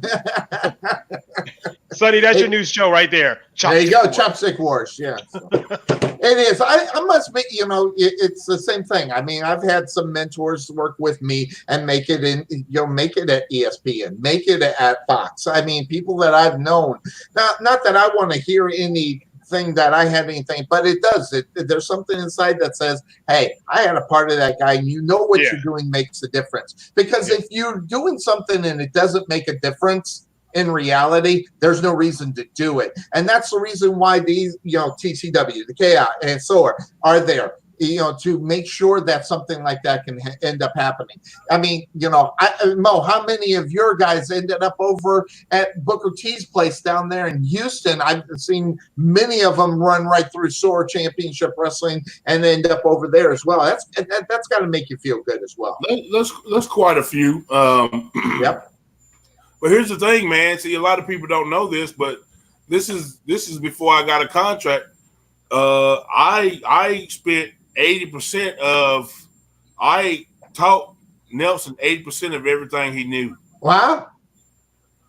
Yeah, because when we started training, he was just getting out of a juvenile situation, and he came to the school, met his dad. Mm-hmm. And his dad was very close. He lived about 5 hours away from where the school was. and me and him got an apartment together, and we started training. And he paid his initial down payment.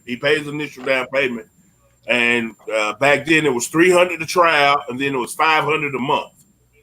And if you didn't pay the $500, they didn't teach Close you the doors on you. Right. That pretty much what happened. And they pulled me to the side and said, "Look, don't you teach him anything?" Because I had access to the school. Mm-hmm. I had access to the school. Gene lived in Charlotte, which was 30 minutes away, and the other coach, he lived about 20 minutes away out in the country. So he wasn't coming to town every day. So I was over at the school every day taking bumps and stuff like that. And they told me not to teach Nelson anything until he paid his money not to teach, you know. And I didn't listen. I didn't listen. We had decided that we was going to become a tag team. Mm-hmm. And so we trained together. We worked out together in the ring. We worked out together going to the gym. Like I said, we lived in the same house. So from 1990 until 1996, when I left WWE, we lived in the same house. Wow. We traveled the road together. I mean, we did a whole lot of stuff together. So that, you know, everybody wants to say I got somebody, I did this, that. You know, that's not one of those things that I've really told a lot of people, but you know, I know how to teach. Right. You know what I mean? I know how to teach, and I've learned a lot about being a good mentor, a good coach. You know what I mean? See, what a lot of people don't understand is just like with football. Jason Garrett might be a horrible coach. You know what I mean? But I don't think he's a horrible mentor. Mm-hmm. And when I say I don't think he's a horrible mentor, he's not one of these people that just blows up and gets irrational, and you know what I mean? He's calm, he's cool, he's collected. Now he makes bad decisions. I'm not saying that. You know what I mean? As far as on the football field. But that don't make him not be a decent person. Mm-hmm. You know, and so to use that in wrestling, a lot of people say a lot of negative about me or whatever, but it's because they don't know me. Right. They just know what they've heard from other people. What they've heard from they don't know me. They don't know me. They don't That's know. why I'm glad I didn't necessarily know your background from per se somebody else. It's more of I got to know you one on one, so I got the true grit, which is one of the things. So now that being said, Sir Mo, you're talking about some of the people, and I'm going to bring up a name because there's two reasons why I came to SOAR, or three. But as far as talent is concerned, there were two people I wanted to see when I came to SOAR Championship Wrestling. When I came. One of them was Dean Fleming. That guy could that guy could be the best heel that you'd ever see. But the one that I think, you know, I'm wondering why people are not seeing it. Rochelle, this young woman, not being in the WWE or AEW is a complete. It's a miscarriage of justice. This woman has got the goods. Ring of Honor missed out. I think Ring of Honor missed out on her big time.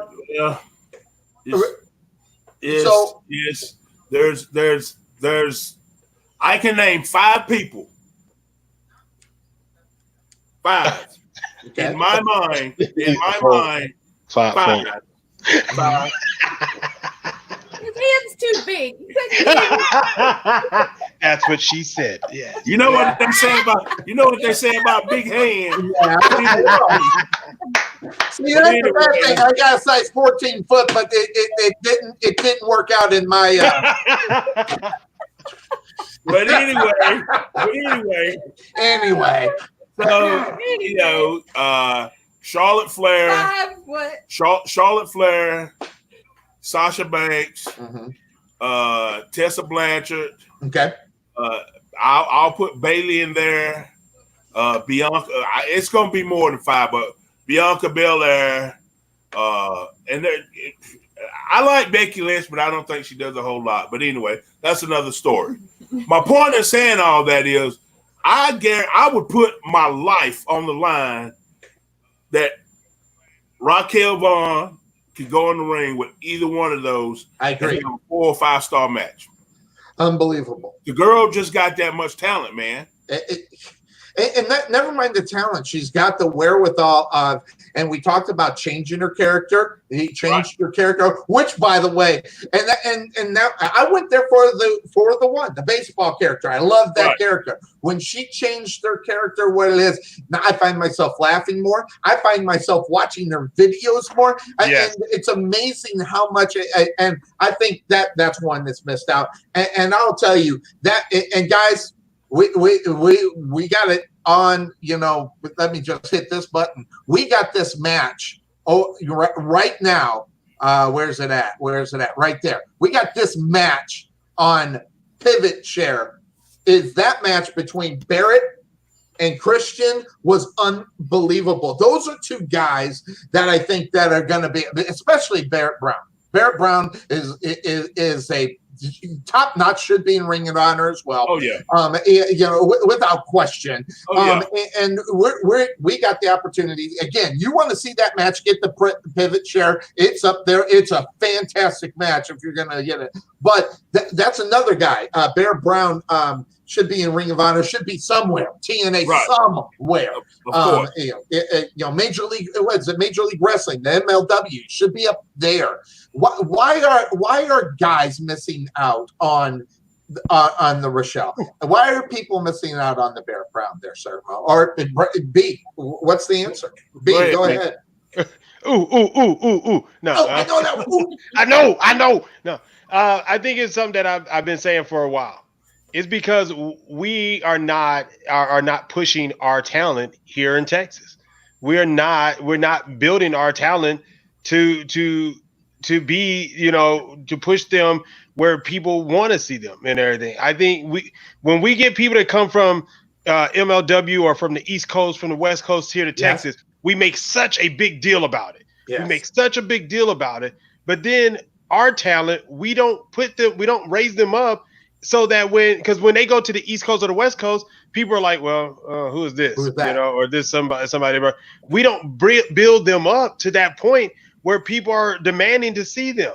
Yeah, I get it. And I think the other problem is we are too busy. And when I say we, I'm not talking about not promoters.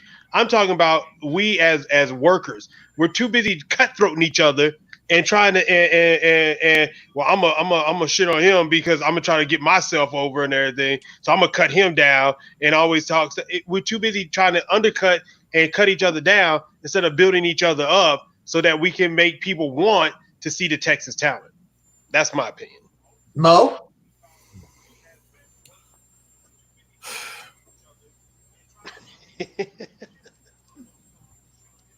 So I've had. I think I get in trouble.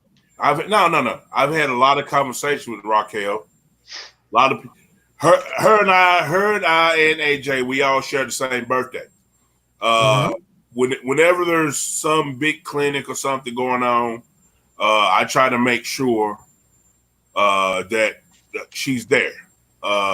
We spent countless hours talking about her changing her gimmick. You know what I mean? Mm-hmm. Like she has a skill. She has a skill, but what a lot of those just I'll put it to you like this. What's the difference between Raquel and Bianca Belair? That was my point, because I see I've seen those same type of wrestlers, same things that she does and whatever it is, and I think personally she's better than some of those ladies that we're talking about. Because I've seen it all the time. What's the difference between me and Jason Maldonado? We're just talking about physical features. Skin tone. Okay. Oh, skin tone. I'm so far away from that. That I didn't. Skin tone, and we had to get out of that baseball outfit. Yeah, got it. You understand? Yeah. We had to get out of that baseball outfit. Yeah. And without giving it away, I will say that once this pandemic is over with, somebody will take a closer look at her. Yeah. At Raquel. I hope so. You know what I mean? She spent that time in Philadelphia. Yes. New Jersey at the Monster Factory. Monster, yep. So Danny Cage knows talent. You understand? Right. And he's the type that he can pick up the phone and get you a shot and whatever. And before she moved back here, which was all a financial thing, she was working at that Ring of Honor dojo. Mm-hmm. You know what I mean? Yep. So she was where she needed to be, but what she needed was she needed somebody like a Jason Maldonado, right? And his wife, or somebody, even myself, for example. She really needed a philanthropist behind her. I get it. You understand? Yep. If she had been able to financially afford to stay in New Jersey, she would have a job. You follow? Yep. And that's one of the biggest things we tell everybody all the time: invest in yourself. Absolutely. Get good gear. Look good. Do promos, travel, or whatever. Raquel is just living in the wrong place. Yep. And I'll say this: I'm probably gonna get heat for it, but I'm gonna say it anyway.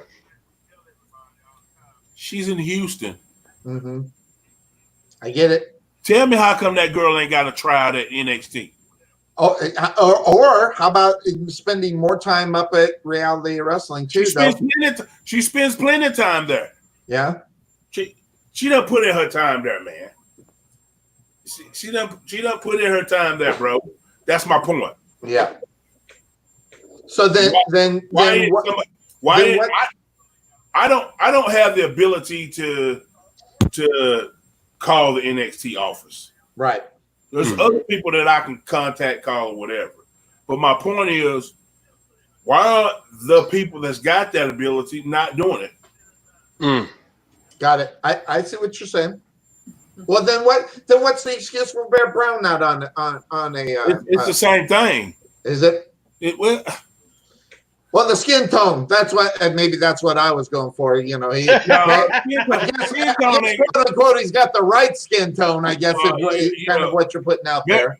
Barrett Brown has got everything in the world that he needs to be a superstar in this business. The only thing he misses is somebody giving him an opportunity. Got it. Yeah. You know what I mean? Yep. The only thing missing is somebody giving him an opportunity. Man, if I was a millionaire tomorrow and I started a company, he'd be the first person I'd sign. Absolutely.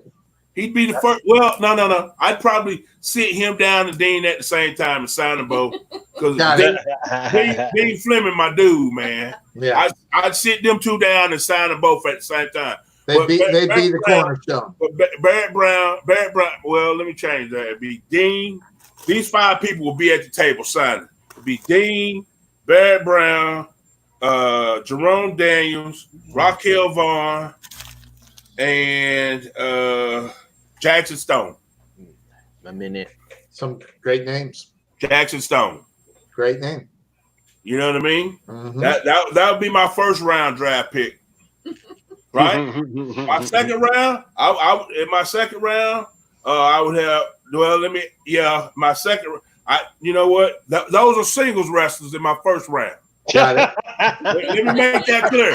Those are singles wrestlers. He's changing the draft as he goes. Yeah, he's changing the draft. He's giving away the draft here. My first round tag teams would be the Radical Athletes, Knights of the Square Circle, right? Put yourself over.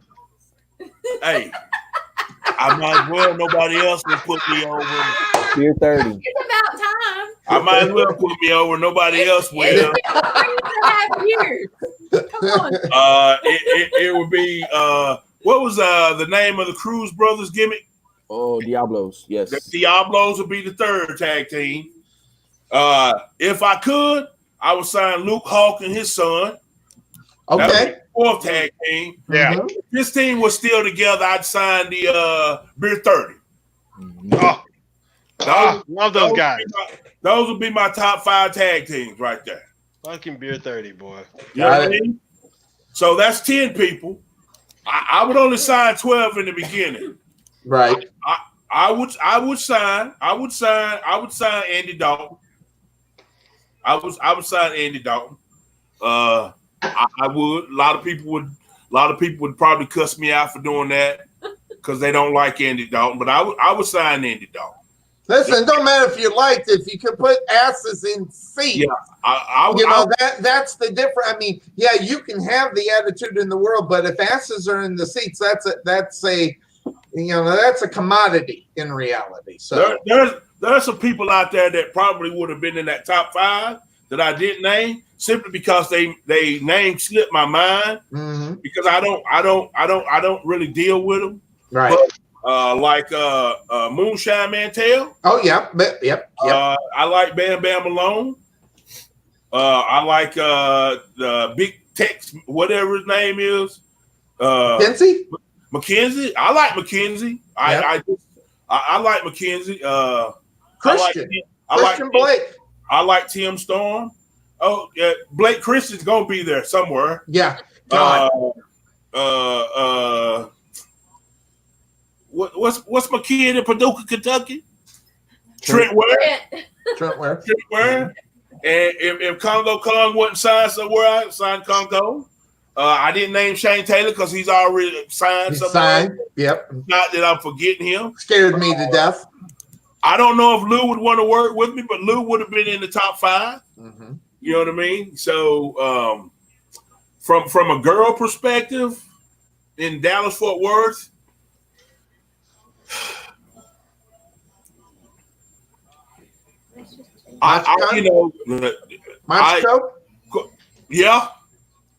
March, Vert Vixen.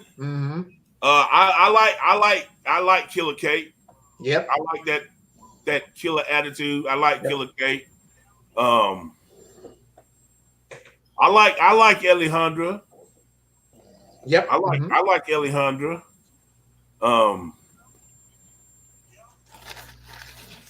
What you eating, Jason? Burrito. But I might have forgot some people, but the biggest point I'm trying to make is that those people are just not getting opportunities. Yeah. They have talent. They have talent. They have the ability. And if I was a multimillionaire, we'd have a big company, and all of those guys would be signed. You know what I mean? I would sign Kerwin. I would sign Wobble. I got some students at the school that I would sign. I would sign the self-made men because I think they got a great upside, even though they're still students right now. I like Damien. I like AJ, but I of course AJ's 14. Yes, exactly. We'd have to develop him. But I want to talk to you just really quick about one of your students. Okay? Yeah, he may not be a fan favorite, but I basically heard the backstory from Jason Maldonado, and I'm talking about one Damien Daystar. Yeah, I want you to start that story because just the weight aspect of what I heard about him is an amazing story based on what we see today. Yeah. I remember when he approached me about wanting to be a wrestler. I thought, kid, you too fat, you too out of shape. This is what I thought in my brain, right? Denise and I were at her daughter's wedding, the next event that we had that he tried out. And of course, Dean ran him through his tryout, and he messaged me and told him the kid did real good, and he became part of the school. Okay.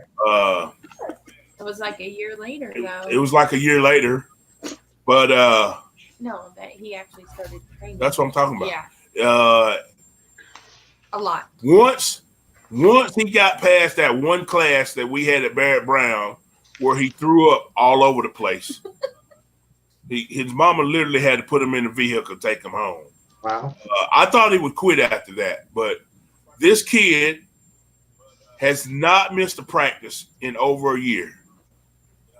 I'm talking about every time the door's open, he's there.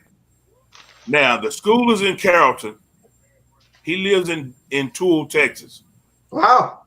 Wow. Right. So he's driving almost 2 hours one way after getting off work at 6 o'clock, being at practice by 8:15, not leaving there until about 11:15, driving home, going to sleep, getting up, being at work again, and then, like yesterday we had open door workouts where they could come and work out. He was one of the 3 guys that showed up.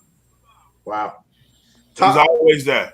What was his weight when he first started? He's probably lost about 125 pounds. That's the amazing story. Believe it or not, Sonny has lost a lot of weight in his lifetime too.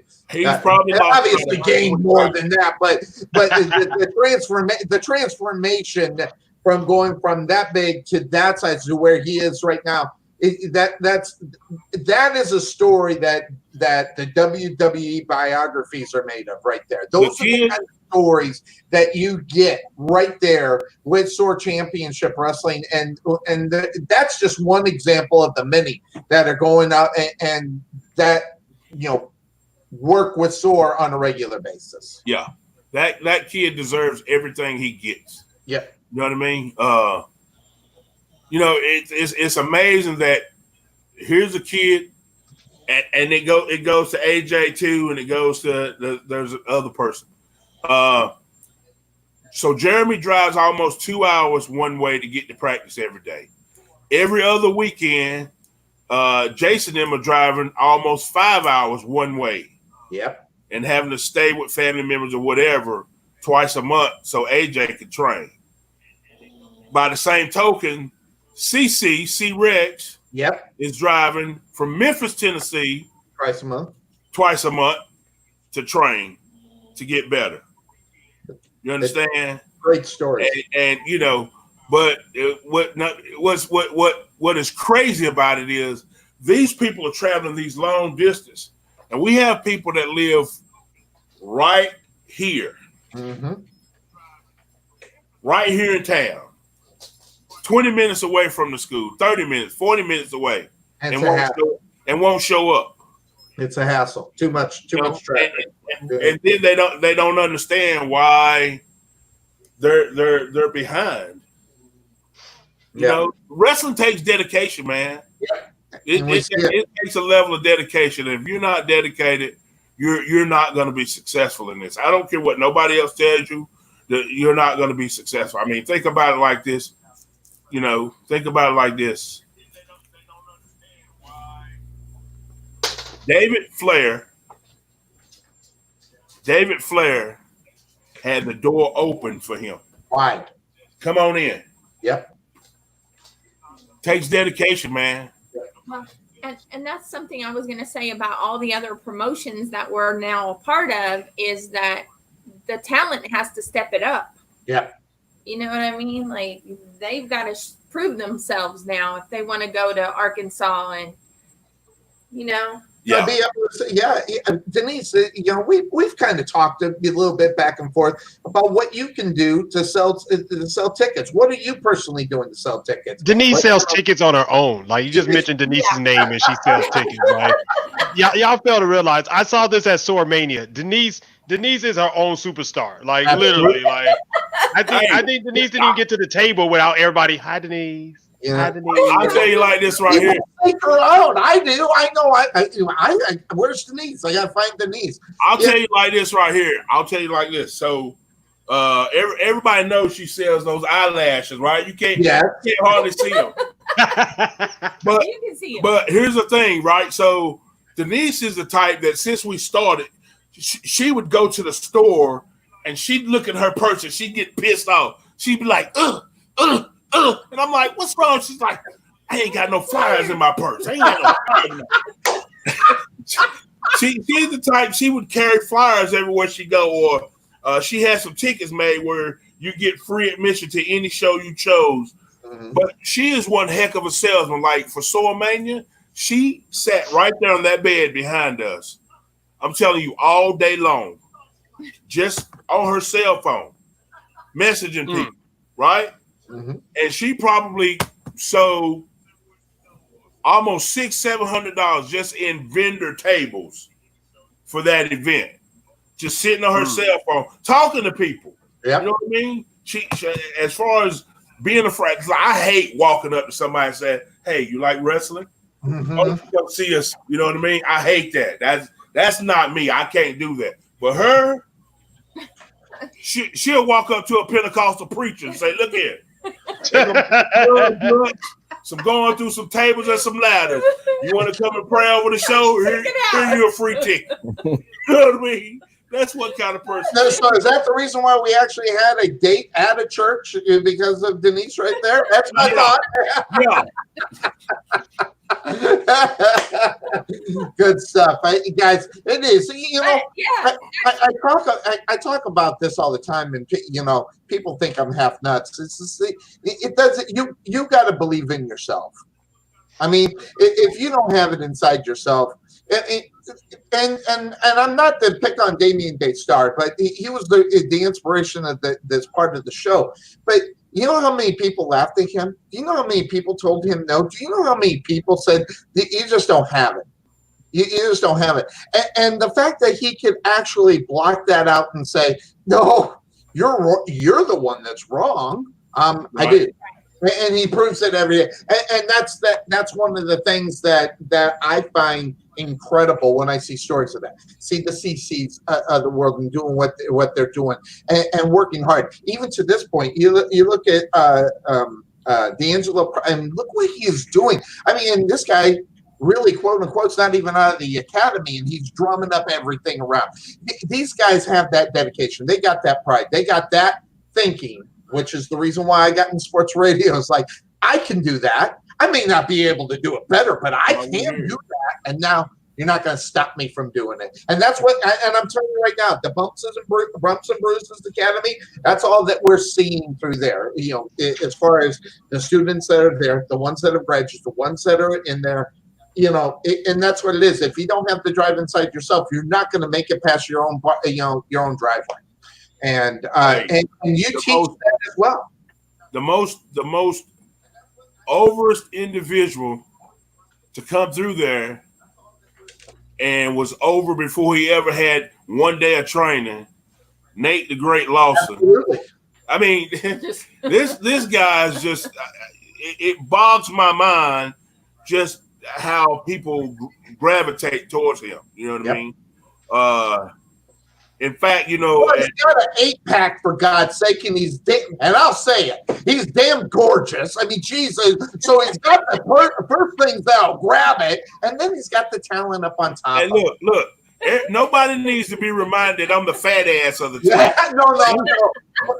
Believe me, we're in the same boat. We just got different skin tone, my friend. Yeah, nobody needs to be reminded I'm the fat ass of the team. But anyway. Right. Yeah, right.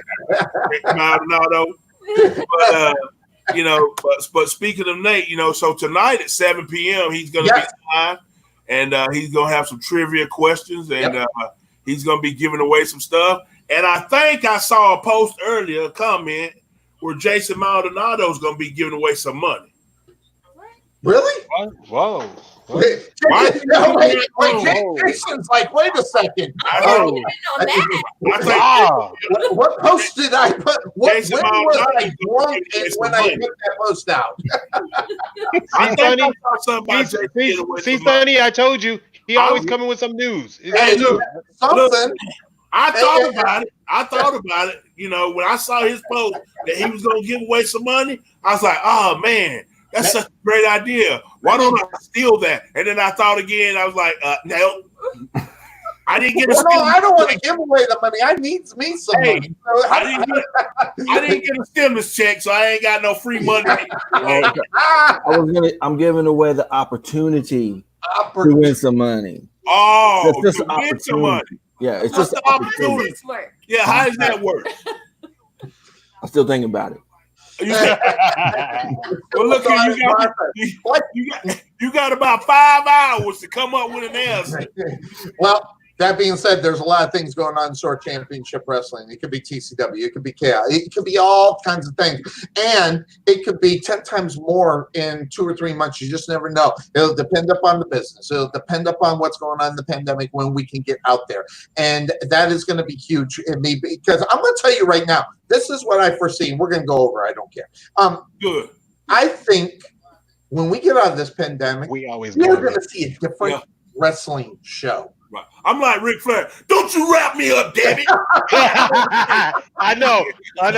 Yeah. They talk about on my show. They want to buy one of those things that they use at the award ceremonies where the music starts playing. Like wrap it up, B. Wrap it up, B. See, that's the great thing about having my show. I can do it for as long as I want to. So that's great. But that being said, you look at this whole thing.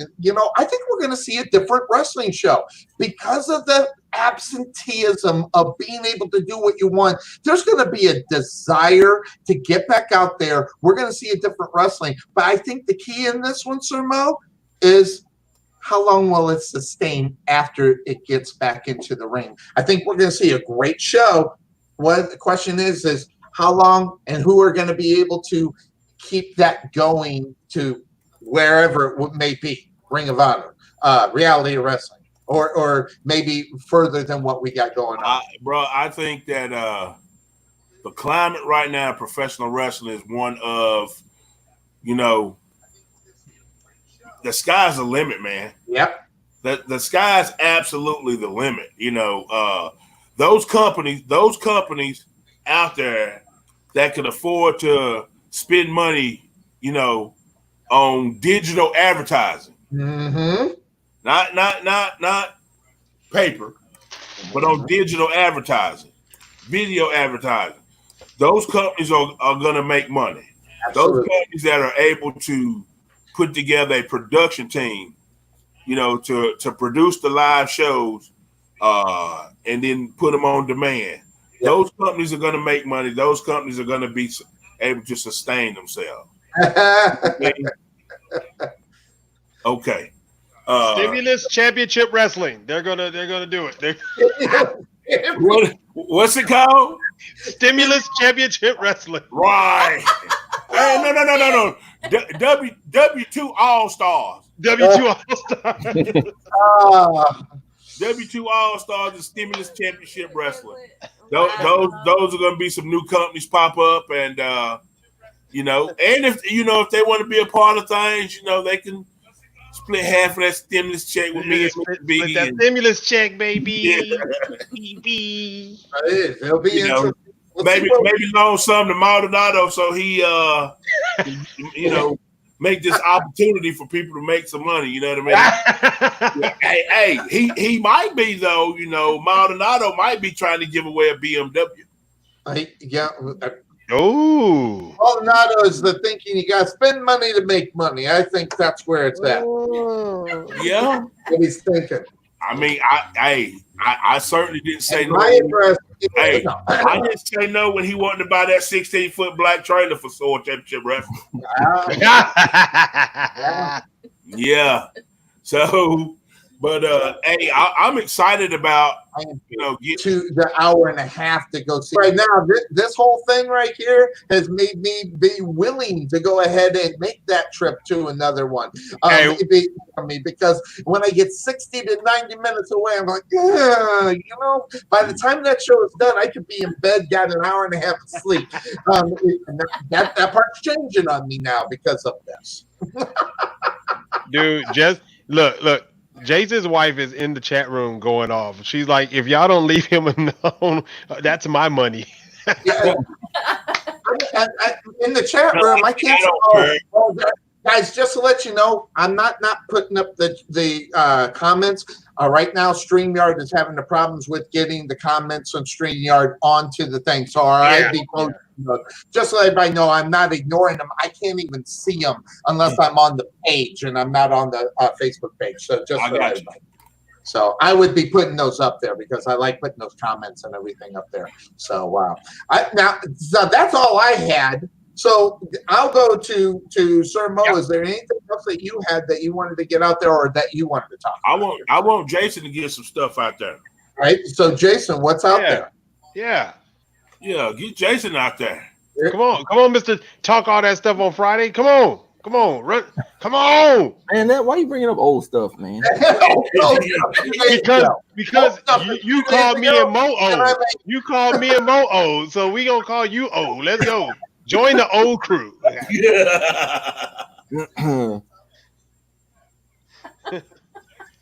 Don't go silent on the station. You got the ball. We handed it off to you. You lose your train of thought? Hey, the gap is open between the guard and the tackle, okay? So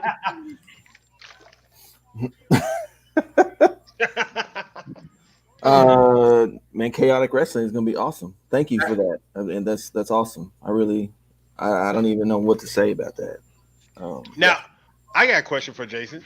Shoot. Go ahead. Okay, so with chaotic wrestling and seeing the clip that Sonny showed, is it going to be one of those things of like, is it going to be more of a kind of an ECW type show, or are we looking at like, you know what I'm saying, like with it saying, you know, being extreme, is it going to be that kind of show, or like what kind of show can the fans look forward to when it comes to whoa. So Sonny, wait a minute. So did you see the Chaotic Wrestling Chaotic Kingdom logo? You mean that? Okay, that's Jason's right there. Okay. What he's alluding to was the Southern Extreme video. Yeah. Okay. So let me answer that real quick, and then he can answer this about Chaotic Kingdom. Okay. Southern Extreme is just a watered down just a little bit form of the old ECW. Okay. That's what you're gonna get. You understand? Okay. That's what you're gonna get with Chaotic Kingdom Wrestling. What we gonna get, Jason? Entertainment. No blood and guts. He's so straight and to the point. That's to be determined. To be determined. Yeah. Okay. We'll see what they let us do with when this pandemic thing is all over. Oh, okay. That makes sense. Yeah. That makes all the sense in the world. Right. Exactly. Open it up there and how you're going to do it. So it's good. So we got that, and we got, and again, you know, in a month or two, we might have something else to be popping up and let everybody know about what's going on with SOAR Championship Wrestling and the forward moving on the indie side. I mean, obviously that's the big story here on where it's going to go. Are you expecting a big, you know, turnout at these indie promotions right at, you know, after the pandemic goes there, guys? So I'll throw that one over to B. Are you expecting a lot of people to be showing up because they've got that, you know, absentee of live championship wrestling in the indie circuit? I think what we discussed, and I talked to somebody yesterday about this, is that I think the true wrestling fans, regardless of what, you know, if there's still the fear out there or not, they're going to show up. I think the true wrestling fans are really, you know, those that like the real true SOAR fans and the true TCW fans are going to still show up. You know, we're going to put it out there. If you want to wear a mask, you can wear a mask. If you don't want to wear one, you don't have to. That's totally up to them. But I think the true wrestling fans, because everybody misses the wrestling so much. And like I said, we can see it on TV all day. We can watch it on TV. We can go to YouTube and watch it and all this other stuff. But I think the true wrestling fans are ready to be back in the ring or around the ring, you know, in the arena, watching it live, being able to experience it live. And I think that's so. I think we may get some decent. I won't say maybe we may pack the house, but I think we'll get some really decent turnouts because people really, the true wrestling fans really miss live wrestling. Absolutely. Mo, it looks like you got something on your mind right there. I just, you know, I agree with B. You know, me, I'm gonna kind of wait 2 or 3 weeks. You know what I mean? Kind of. And my biggest thing is I can't do anything or plan anything until the lodge tell me that, you know, we can go back there and do whatever. Yeah, that all depends on the venues. And then also we need to know what the state's restriction is going to be on the number of people allowed. And how you do them, social distancing. Each person 6 feet, or that's going to be a big thing too. Yeah, and here's the thing. So even with SOAR, right? Like I wanted to do the drive-in wrestling thing, right? But several of my guys didn't feel comfortable doing it. Got it. And because and they were key people to me. And because those key people didn't feel comfortable for whatever reason, that's why we didn't do it. If those key people had said, "Come on, man, let's do it," I would have done the drive-in wrestling show that we had scheduled. I would have done it. Like I said, key people. So I'm excited. I'm ready for things to start back. As far as SOAR goes, I'm not really 100% sure what's going to happen with that. You know what I mean? I know that TCW is going to be in business, and I know that Chaotic Kingdom Wrestling is going to be in business, and I know that Southern Extreme is going to be in business, BCW. I'm pretty sure that my partner, Wade Brewer in Australia, when they get the okay, he's going to be back in business. Big Wade. My partner in the United Kingdom, British Empire Wrestling, they're going to be back in business.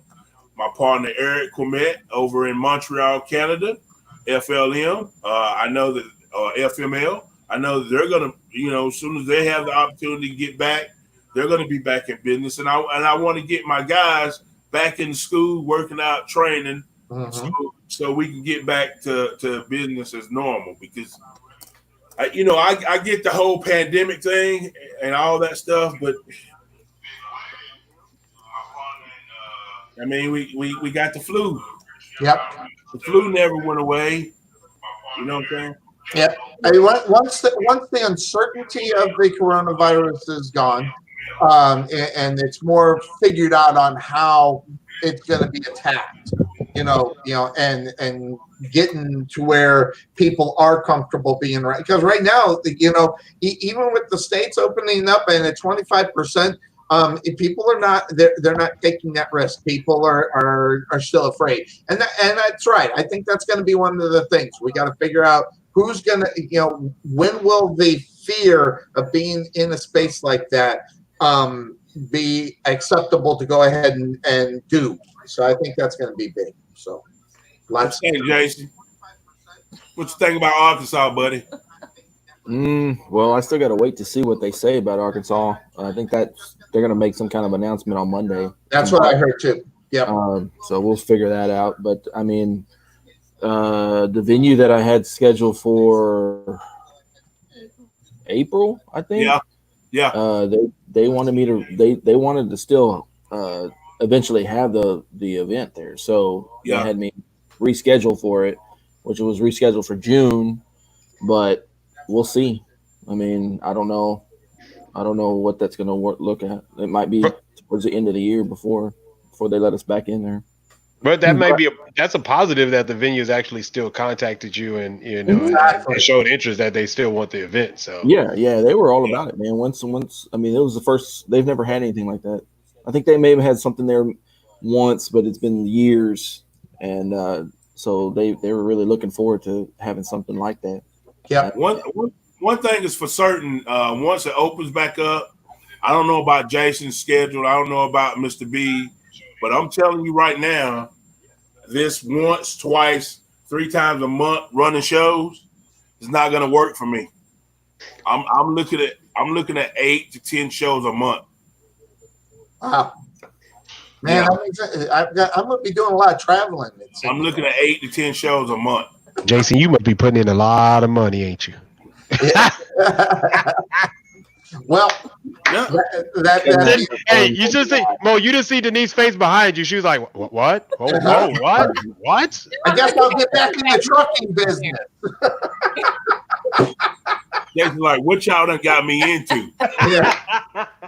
Yeah. Denise, you get those gloves. Get ready for the trucking business again. You'll be back in business really quickly.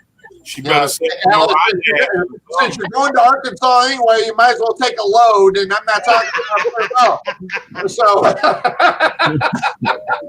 Load up. Anyway, Maldonado. What's up? Did you order some new checkbooks? It's all cash, man. All that in 310s, so he's going to be busy. So, Jessica. by the way, I've got an idea. That's my money.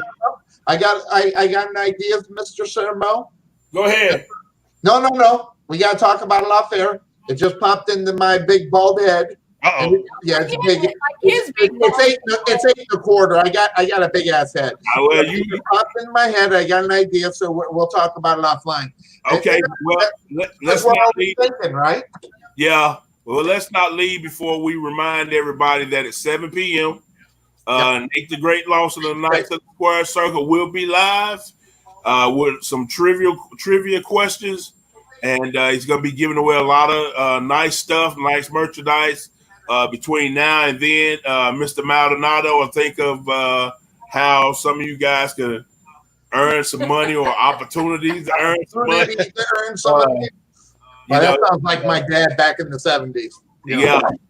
Just remember that there's a lot of things in the work to get TCW up and running again with a lot of big surprises. Look for some big things going on at Chaotic Kingdom Wrestling. Look for some big things going on at Southern Extreme Wrestling. I can't speak for SOAR right now, but look for some things going on in Portland, Oregon area with BCW, London, UK, British Empire Wrestling, the president of OIWA Australia, Wade Brewer, with GCW, Eric Quimet in Montreal, Canada with FML. Who am I forgetting? My boy.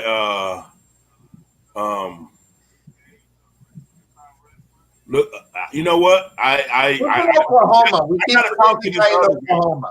I gotta talk to this other guy. See if he wants to be a part of it. But who's the guy in Oklahoma, Mo? Guy in Oklahoma? Yeah. And don't you got a connection in Oklahoma? I got one or two, but people like to drag their feet. I got a crew of people right here that don't drag their feet. When people drag their feet, I just cut them. I let them go. But got it. we got some people in North Carolina and South Carolina, Kentucky. We're gonna look at maybe doing something in the Paducah, Kentucky area. Got it. We got Trent over there.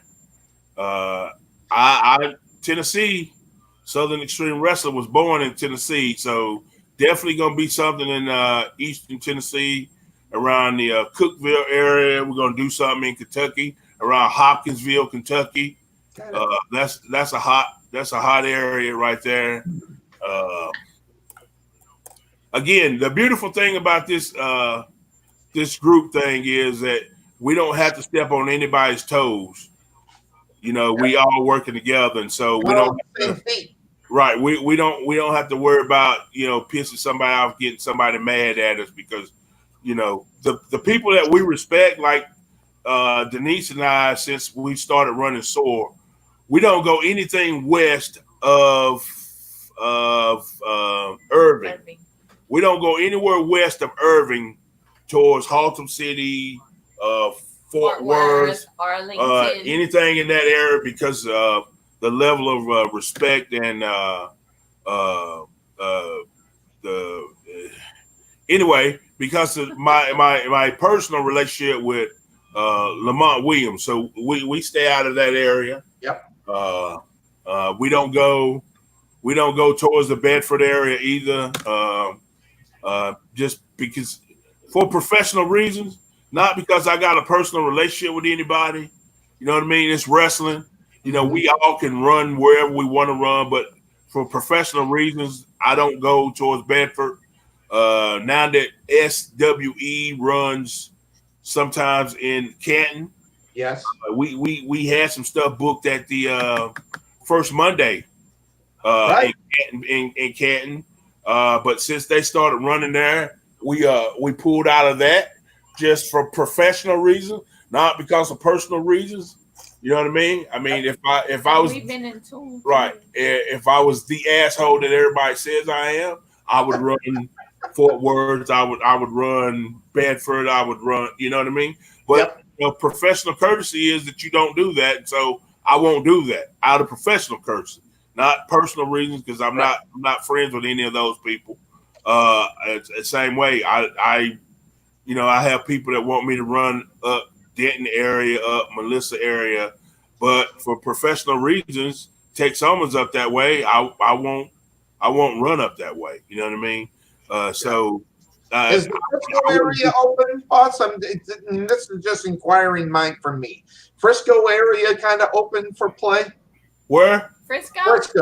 Oh yeah. Yeah. Okay. Yeah.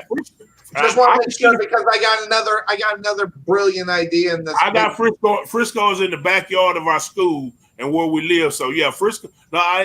Frisco's a go. But I just want to dispel all the rumors that everybody tries to make me out to be this devil, this asshole. But you know what? Nobody owns. The only real estate that anybody owns is the ones that they've got a government signed deed for. Right. Other than that, nobody owns California. Nobody owns Texas. Nobody owns South Carolina. Florida, Virginia, Massachusetts. Nobody owns that. So if I want to go into any of those places and run shows, legally I can. Yeah. That's not to say it won't piss some people off, but I'm just saying legally I can. I don't for professional reasons. Well, I have a feel.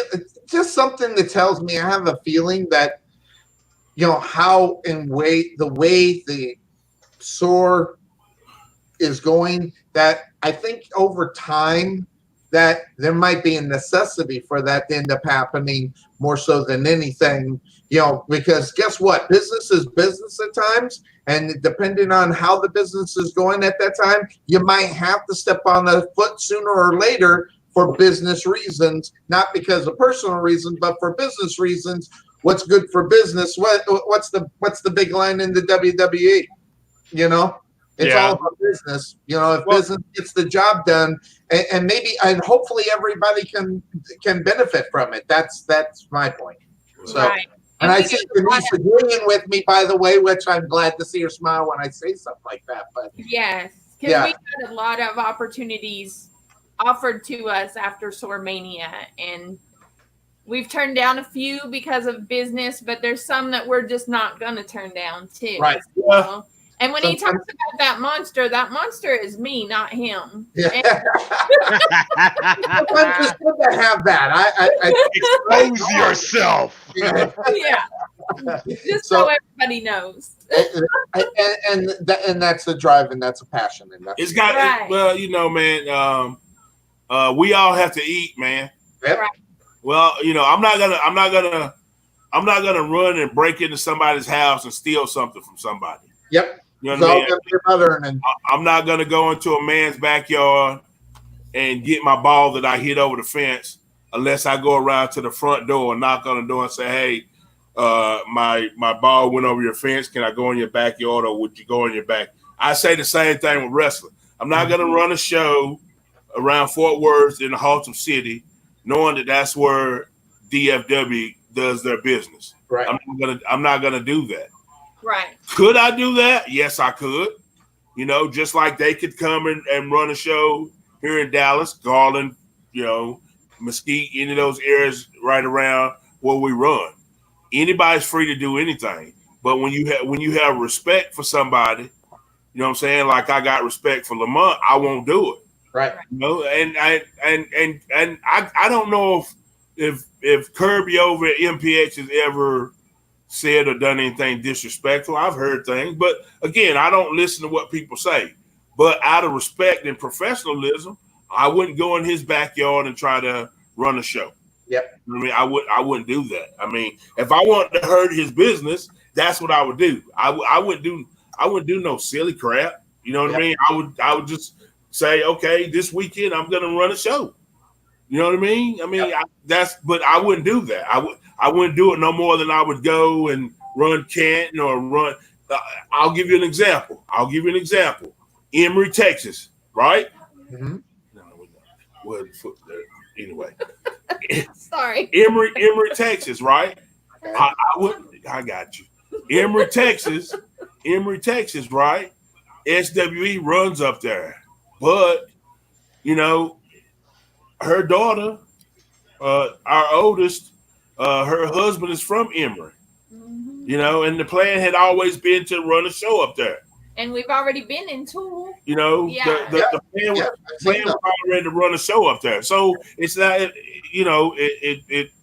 things, sometimes things are in the works, but somebody gets to town before you do. Absolutely. Yep. You plan on bringing an outdoor festival somewhere, and the week before your outdoor festival, the carnival shows up. Right. Are you going to go to the carnival and say, hey, pack your shit up, you can't run? You know what I'm saying? No, you can't do that. Yep. So, got it. Take your Ferris wheel and get the hell out of here. Out of personal courtesy. Don't be messing with carnings, man. We won't step on anybody's toes, but there comes a time when business is business. Absolutely. And if anybody's got anything to say, if anybody's got anything to say about business is business, then you'd have to be mad at NWA for starting up a live television on YouTube. Yes. You'd have to be mad at Ring of Honor for ever starting that. You'd have to be mad at MLW for going on television. You have to be mad at Cody them for starting AEW going on national television. You know what I mean? Yep. It's business. It's not personal. It's our business, and we all have earned the right. If we're Americans paying taxes in this country, we all have earned the right to make our living.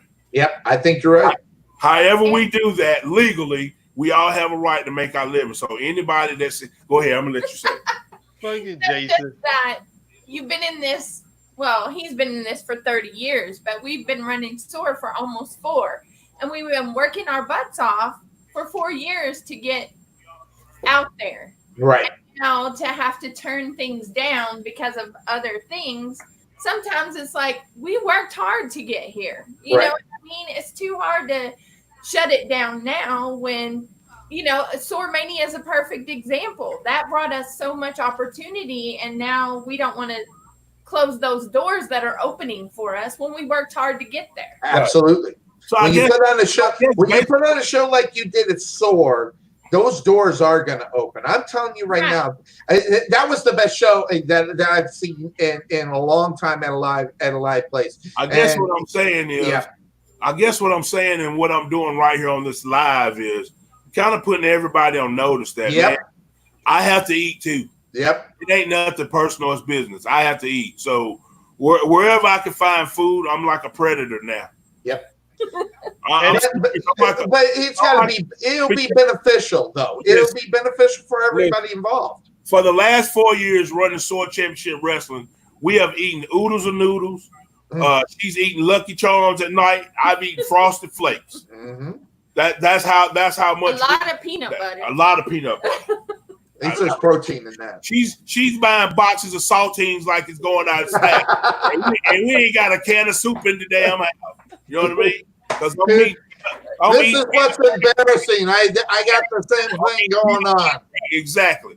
That's my diet. Peanut butter, and with water with Crystal Light. That's me. There you go. But my point is, I'm not gonna do that anymore, and I'm not gonna sacrifice being able to take care of my grandkids and all that stuff. Absolutely. Because I'm afraid to step on somebody's toes. Screw that, man. Yep. Nobody afraid to step on my toes. But here's the thing, Mo. You've already set this in motion. You told me months ago, and we were sitting at the end of the show, and we didn't talk. We don't talk very much at the show because you got things to do and everything else. But what came into my mind is when and this was, gosh, I think it was November's show. You turned to me and you said, if you think that this is as big as it's going to get, you're going to be completely wrong. And he had this vision has been, as far as I know, back in November, which means that it was a long time ago before it got to me, before he even made mention to me. So the way SOAR is going is the way the word is, SOAR. It's about ready to soar. It's about ready to get big. And we're going to take it up and over that notch to get it to where it needs to be. And no disrespect to the other promotions that are out there, sooner or later, they're going to have to make a decision. That decision is stay with your promotion or come with us and soar with us, because we're going to leave you behind.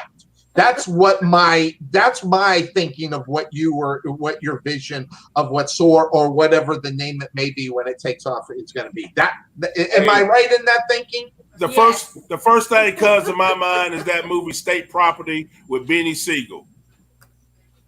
Their motto was get down, like be down with us, or lay down. Get down or lay down. Get down or lay down. That's it. So watch out. And honestly, Sonny, I mean, it's happened to me. I mean, I had a promotion come in and run almost like 2 blocks away from where I ran, and ran on the same day as my show. Yep. And the thing about it is, but it was something that they were hired to come in and do. And I can't hate on them because they got to eat, They had to eat just like I had to eat. People got mad at me. I started in Austin, and then I came to Killeen, and there was a promotion running in Killeen, and I came in Killeen, and I just, I was like, hey, if y'all going we either work together or somebody going to shut somebody down. Yep. You know what I'm saying? We going to eat, or we going to eat together, or like you say, you going to get down or you going to lay down, one of the two. Yep. And it ended up happening. They laid down, you know what I'm saying? It was just, it was one of those things. And out of courtesy, like he says, it's you do a professional courtesy, but sometimes when you got to eat, you got to eat. And they say it all the time. You take a hungry man and you put him in a room of food. He don't care who it is and who's in the room with them. He gonna eat. He gonna eat regardless because he hungry. So that's the thing about it. We trying to eat and everything, and everybody trying to eat. Right. And I'm sure if the opportunity presents itself for another promotion to try to come running Killeen and everything, they probably would. Yeah. They probably wouldn't be like, oh, hey, B, can I come run in your area? No, they're not going to ask. They just going to come and do it. They just going to come and run and everything. I think it just becomes one of those things of now, if you have an established area, that you establish your area and establish your dominance. Establish your dominance so that nobody else wants to come into your area. Absolutely. You know what I'm saying? That's a rule on the streets. You got to establish your territory. Establish your territory, because if you don't, somebody else who got more money or whatever gonna come in and they gonna take your territory from you. They already do. I've had people that I've booked before on my shows work a show 3 miles down the street at a local bar. Same night, like the week before my show. So or how about same night? Right. I could do one better. How about you book somebody on your show? They show up to your venue early and go and talk to the venue people and try to slide themselves in there. I've had that happen. Well, it happens, man. I just I said it before. I said it again. There's something about the change of what's going on in the world now, and things that are going to change, and someone's going to come out of the gate firing, and someone's going to be left behind on that thing, and something tells me it's not going to be SOAR Championship Wrestling. So that's just my take. Yeah, that's just my take. So it is what it is. So anything else, guys? Are we all set and ready to roll? And we got Nate the Great again at what, 5 o'clock? 7. 7 o'clock. 7. And B, when's your next show? Friday at 8 p.m. Every Friday at 8 p.m. And I watched that one, which and then we'll hopefully we'll be able to start working on that. So my last question to Mo and B, because you're both doing it now. I know where we are, and no one's got titles and everything. You have a blank ream of paper to put together what you're going to put together. What are you guys actively working on right now to get ready to get out of this pandemic and get out of the gate? What are you working on, B? I mean, right now, honestly, I'm just working on stuff to try to better the show, as far as especially presenting the show. I want when people walk into that venue, they're like, "Wow!" Because when you walk into that venue, the first thing they see is your ring and your presentation, your entranceway. They see all that. So I'm working on just getting making that a little bit more presentable. We're working on getting ring lights so we can actually. So we turn the house lights off and have some ring lights. We're working on padding to go outside the ring for the safety for the guys, and it'll get maybe a little bit more flips and stuff like that. But entranceway. The other thing that I've been working on and I've been working with Mo with this is honestly, and it's like Denise said, these guys have got to step up. You got to step up, and like I said, there's no champions right now. And honestly, the rosters are wide open. Yep. So people that thought they had spots can be gone. We can start back up, and you wonder why you are not on the roster. Honestly, I'm looking to refulfill. I'm honestly looking to redo my roster and bring in. And I need guys and girls and tag teams that are going to put butts in seats. That's my main thing, and that are going to work and help promote and believe in the same dream that me and Mo and Jason have, and that's to see these companies grow. If you're just there for a payday, then just be honest and say you're just there for a payday. But if you're there to try to help get this thing going and see it grow, then we might have to put you on the roster. But those are the three things that I'm really working on: is just better presentation of the product, better roster. Of guys that fit the mold of what SOAR and TCW and Jason and we're all looking for. And one thing that me and Mo touched on Friday is all the bad seeds, the viruses in the locker room gotta go. Yep. It's time to go. I think the word assume is a big thing here, Mo. Yeah. And if you assume that you got a spot, you're gonna make an ass out of you and me in reality. Because I feel that. I mean, I felt this going in before this pandemic happened, because I felt the landscape change right now, and Denise has it in her hands right now. Bring that back up, what you have in your hands, Denise. So when we talk about assuming. When we talk about assuming whenever SOAR starts up again, I'm going to go ahead and announce the number 1 and the number 2 seeds for the SOAR World Heavyweight Championship right now. Okay. The number 1 and the number 2 seed is number 1, of course, is the former SOAR World Heavyweight Champion, Dean Fleming. Yeah. The number 2 seed is none other than Dante Smiley. Okay. He's ranked number 2. Number 3 seed. We get another one. Number 3 seed is going to be Nate the Great Lawson. Wow. There's only 8 people in this tournament. So let me just tell you that there's only 8 people in this tournament. So 1 is Dean, 2 is Dante, 3 is Nate, 4 is Mr. B, 5. Yeah. See, Sonny, he don't tell me stuff. Hey, listen, I get that every day on show night. Okay, all right. So I got that. Hey, question. I want to ask you this, Sir Mo, before you don't go to number 5, 6, 7, and 8. Those are 4 more. I'm going to say don't tell anybody. Don't tell anybody else. The reason why, and this is the reason why.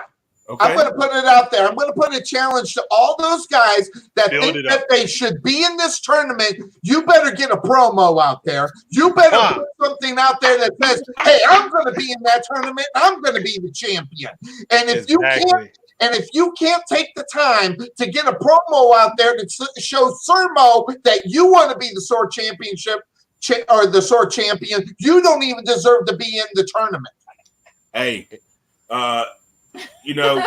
just I'm like sorry, I turned the table on you, man. I'm sorry about that. That's okay. Just like she did when we opened this company over 4 years ago. She introduced that SOAR Heavyweight Championship. Mm-hmm. So right here on this live broadcast, Mm-hmm. she's going to introduce the brand new SOAR World Heavyweight Championship belt. Whoa, I thought we just got a new one. So another one? Things change. I see this. We have to grow with the times. Yes. Here you go. I am. I'm ready for this. It's so heavy, I can't even pick it up. I was going to say. Oh, wow. That is pretty. That is pretty. Holy smoke. I love that with the logo right in the middle of that. You need to take some digital pictures of that and put that up because and the leather's purple. Yeah. So is that what's on the line? Is that the first title? Is that the first tournament? This is the first one. Okay. So people who want to be 4, 5, 6, 7, or 8, or I'm sorry, No. 5, 6, 7, 8, 5, 6, 7, or 8. You better, if you want that belt, you better show Sir Mo that you want to be in that tournament to get that belt. So how are you going to do it? How are you going to show it? Smell all right. So if you're going to say number 5, I don't want to interrupt you there, Sir Mo. But okay. I'm going to tell you right now. After seeing that belt, I don't think anybody should be assuming. I think they should even start earning right now if they're going to be 5, 6, 7, or 8. Exactly. So Got it. all right. So I stopped him from going 5, 6, 7, or 8. So if you want that chance, those final 4 spots of this tournament, you better show Sir Mo that you're interested and you want it. I say you reveal maybe the next 4 next week? See what they do. See who wants it. Give them a week. Give them a week to put. You want to give them a week to put something out there that says I want to be the SOAR World Heavyweight Champion. Look at that belt. Jesus, beautiful. That's beautiful. Jeez. So you want to do that, Mo? You got a week. The week to show it. It's a week to show that you want to be in this tournament and you're worthy enough to be the. That right there. That belt. You better be worthy of that belt because I have a feeling that didn't just cost 5 cents out of the bubblegum machine. Something tells me. No, sir. Guess what? We didn't use no stimulus money either. Yeah, exactly. We didn't get none. So there it is. SOAR Championship Wrestling, TCW as well. Oh, and I'm sorry, I didn't see Jason Maldonado. All those that are part of Chaotic. If you want to be in that tournament, you better show Sir Mo that you want it because if you don't put something out there or show Sir Mo that you want it, you're not going to be part of the 8. That's true. So I want to see promos. I want to see what you're going to do in order to make it in there. I want to see what your desire is to be the SOAR Championship Wrestling or the SOAR champion. That's what I want to see. I am going to. No, I can't do it next week, but I am going to reveal the Chaotic Kingdom title. Southern States title soon. That's being worked on. Cool. We've also got some. We've also got a tag team tournament. And everybody's on notice, baby. TCW, the new TCW heavyweight title is coming. We will probably say that again. I said the new TCW heavyweight championship is coming, and also the brand new Armed Forces title is coming. So also, hopefully next week I will reveal the new SOAR tag team titles and the new SOAR women's title. Sweet. Already, I will say this. Already, drafted number 1 in the women's bracket is Vert Vixen. She's our current SOAR women. She should be. and we've got a lot of confidence in her, and we're hoping that she's step up. Of course, you guys already know that there's going to be another junior championship. Mm-hmm. So there's another junior tournament. There's going to be the tag team tournament, and then there's going to be a North American tournament. And that belt probably get changed to the SOAR. It won't be North American. Got it. So, I know it. I got it. I get it. You want to say it so bad, Mo. You want to say it so bad. You see that blood coming out of his mouth? You see it? He was like, ooh, I want to reveal. Don't get it on that nice sweater there, Sir Mo. Don't do it. Don't do it. Nah, I can't do it. Look, So, Denise in the background, like, don't you say it. Don't you say it. So here's the thing. Everybody, as far as workers in the business that want to be part of SOAR Championship Wrestling, you're put on notice. Okay? If you're going to do it, you better do it. Oh, God, look at that belt. It's so beautiful. Denise, make some pictures of that, and let's get that soaring out in social media, because that's a beautiful belt. Oh, my gosh. So everybody's on notice as far as workers, tag teams, women, men, and promotions. Everybody's on notice. Watch out, guys. There could be a new coming. Now, Sonny, I do want to say, as far as the Armed Forces title goes, yes, that is not for everybody. The only people that can compete for the Armed Forces titles has to be current or a veteran of the armed services. Oh, sweet. That is the only people that can compete for that title. That's going to be neat to see who comes out of the woodwork for that. Hey, let's make it tougher, though. You can't just say it. You got to produce a DD-214. There you go. I'm all for that. I ain't getting in it. Prove it. You are. Hey, Denise is the number one seed. Hey, my wife has one.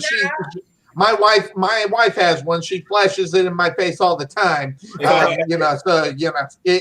if you got it, you got. If you're really there, you have one.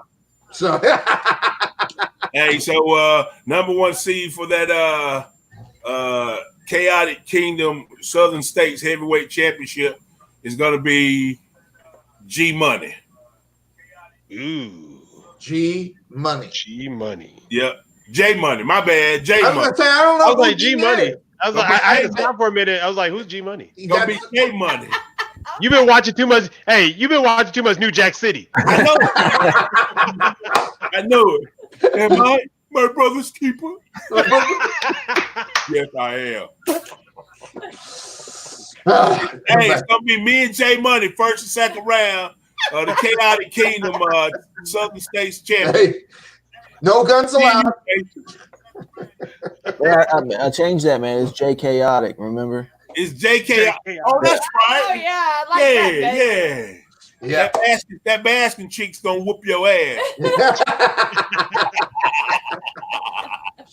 So I just trying to follow my cousin, man. You know, Joe Exotic. You know. Yeah. So, there you go. So, man, I'm so excited. I'm so excited. You know he's about to get a pardon, don't you? Who? Joe Exotic. I cannot confirm nor deny I had any part of that. I read somewhere where the president was going to pardon him. Yeah. He's thinking about it. I mean, he pardons everybody. Let's not go there. My brain's going this way, that way, that way, that way, that way. I'm gonna leave it. I'm just gonna let that one go. Right? Yeah. I'm gonna take Denise's advice. So we're right there. So I like big cats. Oh Lord. Anyway, well, that's gonna do it for us. I mean, let's invite. Make sure you bring that belt Friday. We're gonna show that belt on Friday as well. So. Okay. Cool. So have the belt ready. And when's the next Hooter get together? Let's get a whole bunch of people show up for that. We're gonna ask Nate at 7:00 tonight. Maybe that could be a prize. Come and meet us at Hooters and we buy you lunch. I think that might be a good thing. If you're gonna buy, I'll be there. I'll change. I'll change. No, I my own. That's what I'm thinking about stopping by and seeing you guys next Friday. Or is it Friday? Oh well, you'll tell us when it is. Because next time I'm going to make it out there. Be hand sanitizer flying all over the place. Absolutely, got a gallon of it in the car, man. Can you imagine? Can you imagine two guys sitting there trying to put hand sanitizer on their hands, and at the same time looking at them tight booty shorts and booty walking? Oh, yeah. And don't get any finger food after the hand sanitizer, because when you are licking your fingers, it doesn't taste as good as the barbecue. You get barbecue and hand sanitizer, the gross stuff. And Nate, the great stupid ass, did that too. He's like, oh, bro.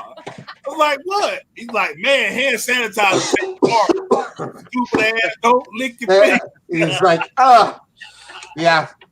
I only said it because I did it too. So there you go. So only dumb people do it. So there we go. Me and Nate in the same page. Let's just go on the record right now.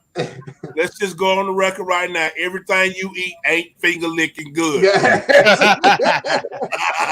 Okay, there goes my mind again. There's going one way and another way and everything else. So I'm gonna stay away. You heard it right here from me. Right here from me. Everything you eat ain't finger licking good. Yeah, absolutely. Yeah. Hey, and on that note, I can't finish it out any better than that, guys. Keep track of SOAR Championship Wrestling, and would like to thank Jason Maldonado for joining us, of course, Mr. B, and the co-host of the lovely lady behind the man, Denise Jones, as well, and Sir Mo. I'm Sonny Clark. We'll leave you with this. We'll catch you next Sunday at noon. Something else going to be happening, I'm sure. Go ahead, Mo. Final word before you go out the air. Yes. Get down or lay down. And there they are. There they all are down there. Look at that in the bottom. Jim popped on camera. Yeah, I was going to say. You got the coverage on the camera? There we go. There I'm gonna hire Jessica to do commentary, because Lord knows, y'all see some of the comments she put on in that room. Sometimes, sir, Mr. Mack goes a little crazy. I'd love to have her on commentary. So hey, man, we need to have Trey Mack on here next week. I need to chew his ass out. I don't know what. Very good. I will make it a point to contact him to let him know. What Jessica doing? Have his ass ready for next Sunday. So where Jessica going? What Jessica say she going? She's gonna sit by Sonny. She's gonna sit by Sonny on the next at the next show. So yeah, we're gonna put her in the dunce seat. Yeah. We can use some good commentary. That's gonna do it for us. And let's not forget the reason why these are called. AJ says I'm terrible on commentary. Well, that's because she hasn't had enough time. I'll teach her how to do it. Oh, great! And then she's gonna get worse. All right, there we go. So we'll leave you with the video promo that we came up on here about, and then we're out of here. Everybody have a good one. We'll see you next Sunday at noon here on Bumps and Bruises with Sonny and Sir Mo.